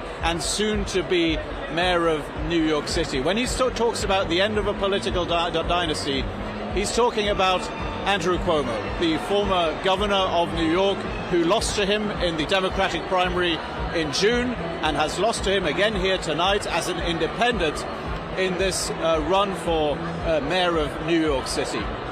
As we see the last few moments here of Zohran Mamdani's victory party at his election night party here in Brooklyn, we expect to hear news from another very important man tonight. That is Gavin Newsom, the governor of California, on the night that Proposition 50 was voted through by the residents of California. We expect Gavin Newsom to be speaking soon, and we will be bringing you those images as soon as he takes the stage. In the meantime here, it's time for us to reflect on what will go down undoubtedly as a very successful night for Democrats indeed, with an expected win here in New York City for the mayor of the city, but also with victories in the races for the governorships in Virginia and New Jersey. Both of those pretty emphatic wins in the end for Democrats that were called pretty early as well, giving Democrats a lot of chances, a lot of time to celebrate. Of course, all of this capped off by the victory speech by Zohran Mamdani here in New York. It will be followed again very soon indeed by Gavin Newsom, the governor of California, who will be speaking about Proposition 50, and who of course also is somebody who might have presidential ambitions of his own. With that, we'll leave you here from downtown Brooklyn and go back to Washington, D.C. and Meg Kennard as we expect Gavin Newsom, the governor of California, to speak. Thank you, Philip, for that recap of tonight in New York City and your analysis of Zohran Mamdani's historic win there in the nation's largest city. As Philip mentioned, we are still awaiting comments from California Governor Gavin Newsom at this hour. The Proposition 50 campaign that deals with redistricting in that state, aimed at adding Democratic seats to the congressional delegation, has passed tonight. This is something that Gavin Newsom has campaigned for, something he's been mentioning as he travels across the state and across the country. Newsom is expected to be among the Democrats competing for his Democratic presidential nomination in 2028, and I've heard him mentioning it already along that campaign trail. So, Sagar, we can talk really briefly about what we heard from Mamdani and also maybe what we're expecting to hear from Newsom. This is kind of like the capstone to our election night coverage. But what was like your biggest takeaway from hearing Mamdani talk about his campaign and what he hopes to be accomplishing as mayor? Reveling in saying that he's going to give the power back to the people of New York. He mentioned taxi drivers. He mentioned bodega owners. He mentioned aunties. He went up and down the line saying this was a mandate for change. We toppled a political dynasty before he went after Andrew Cuomo to a degree. It was the same message that we've been hearing, that power was concentrated, that it was for the rich New Yorkers. It wasn't for, again, the folks who own the bodega or own the other little corner store or drive the cab or work as nurses or whatever it might be. And he made it a point to list various ethnic groups, nationalities, right down the line. The question is, with all these promises that he's made that really electrified people and led to this just incredible rise that he's enjoyed, how does he now pull this off?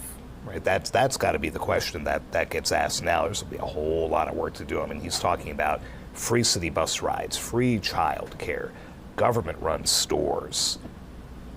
How do you pay for that? Kathy Hochul, the governor of New York, has been rejecting his pushes for higher taxes. That money's got to come from somewhere. So I think that's going to start being the question tomorrow is, okay, everybody bought into your idea. How do you do it? How do you make it reality? And that's the next step. That's what we often hear when we're covering presidential campaigns and other campaigns across the country, campaign trail promises, but then what does that look like in reality? And is that something an executive can just wave a magic wand or sign an order and make happen? And no, not without the money you can't, so that becomes the question. Definitely. Now, as we're still awaiting Governor Gavin Newsom out in California, I just want to take stock of this evening, kind of take the big picture. We've seen certainly Democratic win in the New York City mayor's race. The Democratic-backed proposal in California was a win for them, as well as the two governor's races that we were following, New Jersey and Virginia. Taking stock of that and spinning forward to the midterms coming up next year, what do you consider is on the minds of Democrats and on the minds of Republicans as they're thinking about tonight and thinking about next year? It has to give Democrats optimism because they swept everything big. I mean, in addition, there were some other ballot initiatives. We haven't even touched on the Pennsylvania Supreme Court, where 3 Democratic justices who were up for what are called retention votes all won. Had they not, you could have had a whole lot of partisan roadblocks, for the next year in one of the biggest, most populous battleground states for the presidency. So that all bodes well. But if you look at this and say, okay, now there's a playbook. We can turn around our fortunes from 2024, and here's how we win in 2026. A few caveats.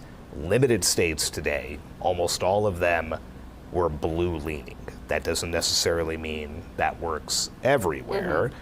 And then you just have history that the president's party always takes a beating in off-year elections and always takes a beating in the midterms. So we even heard it from House Speaker Mike Johnson this morning, lowering expectations. So we think we're going to win all this? No. Do we hope we can? Yeah. But, they were, I don't want to say writing it off, but not. Expectation management, though, yes, is always not projecting a whole lot of success. So, I mean, this will get spun any number of ways. The New York State GOP is already proudly saying Zohran Mamdani is now the face of the Democratic Party, and they do not mean that in a nice way. So we're going to see them seizing on that, saying, okay, this is the guy that they've put in the forefront. Is this what you want in 2026? I think we're starting to see the contours of that battle being drawn. Right, absolutely. Sagar, as always, it has been a pleasure to spend this election night with you. Where Thank would you we so rather much. be? Right here on set. 364 days. Right here at the AP. Thank you so much for being with us tonight. We are still awaiting those comments from California Governor Gavin Newsom, and actually we see him taking the stage now. We will leave you with these live images coming in from California. Thank you for being part of our live stream coverage tonight. But what Good a night. night for the Democratic Party. A party that is in its ascendancy. A party that's on its toes, no longer on its heels. From coast to coast, sea to shining sea. But it was not just a victory tonight for the Democratic Party, it was a victory for the United States of America, for the people of this country and the principles that our founding fathers lived and died for. And so we're proud. We're proud here in California to be part of this narrative this evening. We're proud of the work that the people of the state of California did tonight to send a powerful message to an historic president. Donald Trump is an historic president. He is the most historically unpopular president in modern history. In every critical category, Donald Trump is underwater. He promised to make us healthier. He promised to make us wealthier. We're sicker and poorer. And he fundamentally understands that. Why else would he call Greg Abbott saying he's entitled to 5 seats? Why else is he trying to rig the midterm elections before one single vote is even cast? He understands his position at this moment in the United States of America. One thing he never counted on, though, was the state of California. Instead of agonizing over the state of our nation, we organized in an unprecedented way in a 90-day sprint. People from all over the United States of America contributed their voices and their support for this initiative. We stood tall and we stood firm in response to Donald Trump's recklessness. And tonight, after poking the bear, this bear roared with an unprecedented turnout in a special election with an extraordinary result. None of us, however, are naive. This is a pattern. This is a practice. Donald Trump's efforts to rig the midterm election continue to this day. And I'll reinforce that in just a moment. You're seeing him take action all across this country, not just in Texas. You saw what they were successful able to do in Missouri, what they did in North Carolina, what they're trying to do in Indiana, and inevitably in Florida. They are not screwing around. In June of this year, we saw 4,000 National Guard federalized in the state of California. We saw 700 active duty Marines not sent overseas, but sent to the second largest city in the United States of America to militarize our streets. We said in June this was a preview of things to come. What more evidence do you need than what happened in Washington, D.C., what's happening up in Portland, cities like Chicago? When we kicked off this campaign just 90 or so days ago in Little Tokyo, in Southern California, in LA at the Democracy Center, Donald Trump sent Greg Bovino. He sent his private police force that increasingly appears to have taken an oath of office to Donald Trump, not to the Constitution of the United States. He sent them to our kickoff rally to chill free expression, to chill free speech, to intimidate people from participating. Just today, in Los Angeles, Donald Trump called up the Border Patrol, sent them to Dodger Stadium, and threw a fastball at free speech, right at the head, free expression, to suppress the vote in America's second largest city. Just did that today. People in tactical gears sent out to intimidate a community that is already on edge. But you see, as we speak, people are still in line. People waiting up 3 hours to cast their vote, to send a message to Donald Trump. No crowns, no thrones, no kings. That's what this victory represents. It's a victory for the people of the state of California and the United States of America.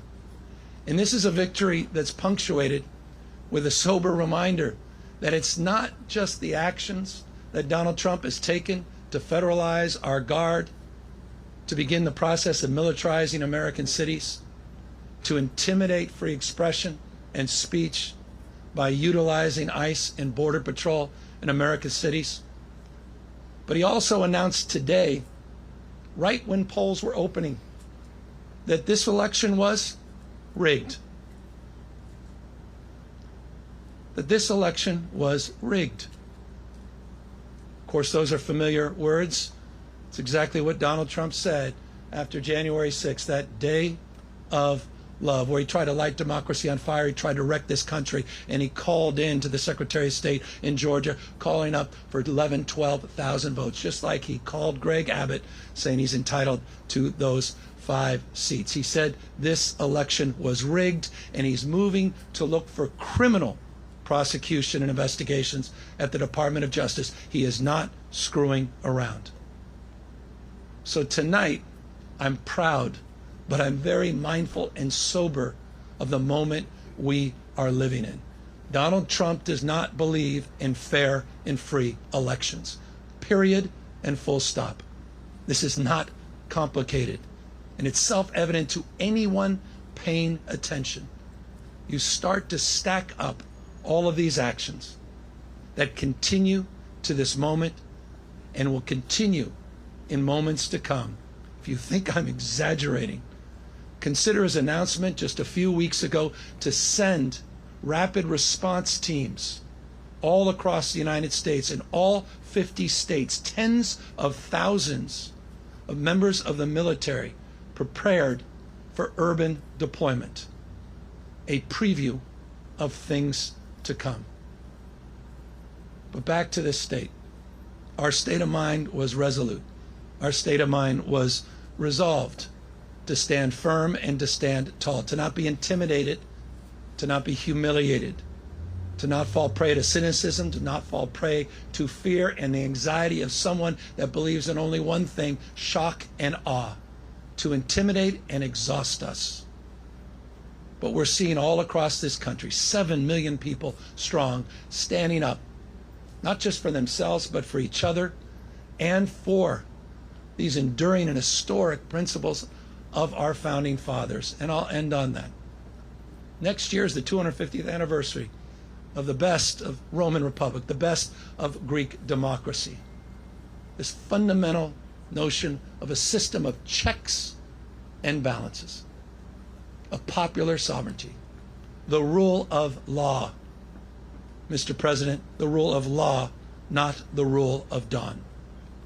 And I hope it's dawning on people, the sobriety of this moment, what's at stake. Tonight, as I said, is an extraordinary moment for our party, but again, it's an extraordinary moment affirming those principles. Our founding fathers did not live and die to see the kind of vandalism to this republic and our democracy that Donald Trump is trying to perpetuate. And so my call tonight, in the spirit of Whitman, we talked about the powerful play goes on. We all must contribute a verse. And so we need the state of Virginia. We need the state of Maryland. We need our friends in New York, in Illinois, in Colorado. We need to see other states with the remarkable leaders that have been doing remarkable things meet this moment head on as well, to recognize what we're up against in 2026. And let me make this crystal clear. We can de facto end Donald Trump's presidency as we know it the minute Speaker Jeffries gets sworn in as Speaker of the House of Representatives. It is all on the line, a bright line. in 2026. And so I want to thank everybody that stood up, not just for our democracy, but stood up for those that have feel bullied and intimidated, stood up for this notion of co-equal branches of government and a system of checks and balances.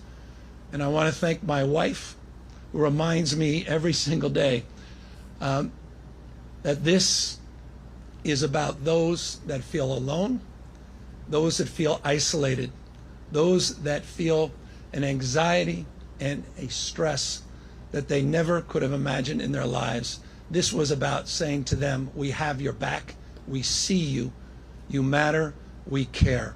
And I'll just say this, I'm confident as we move forward into 2026 in this country, the best is yet to come. Thank you very much. What's the lesson for other Democrats from tonight? Do you think President Trump will hear the message? Governor, you learned about ICE taking to the polls. Is there any evidence of that?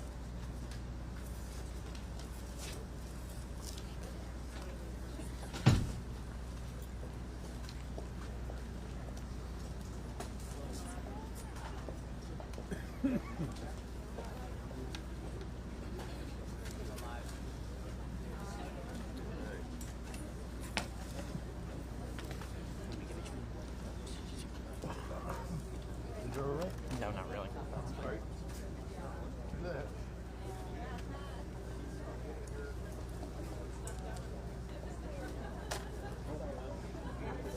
So still up live.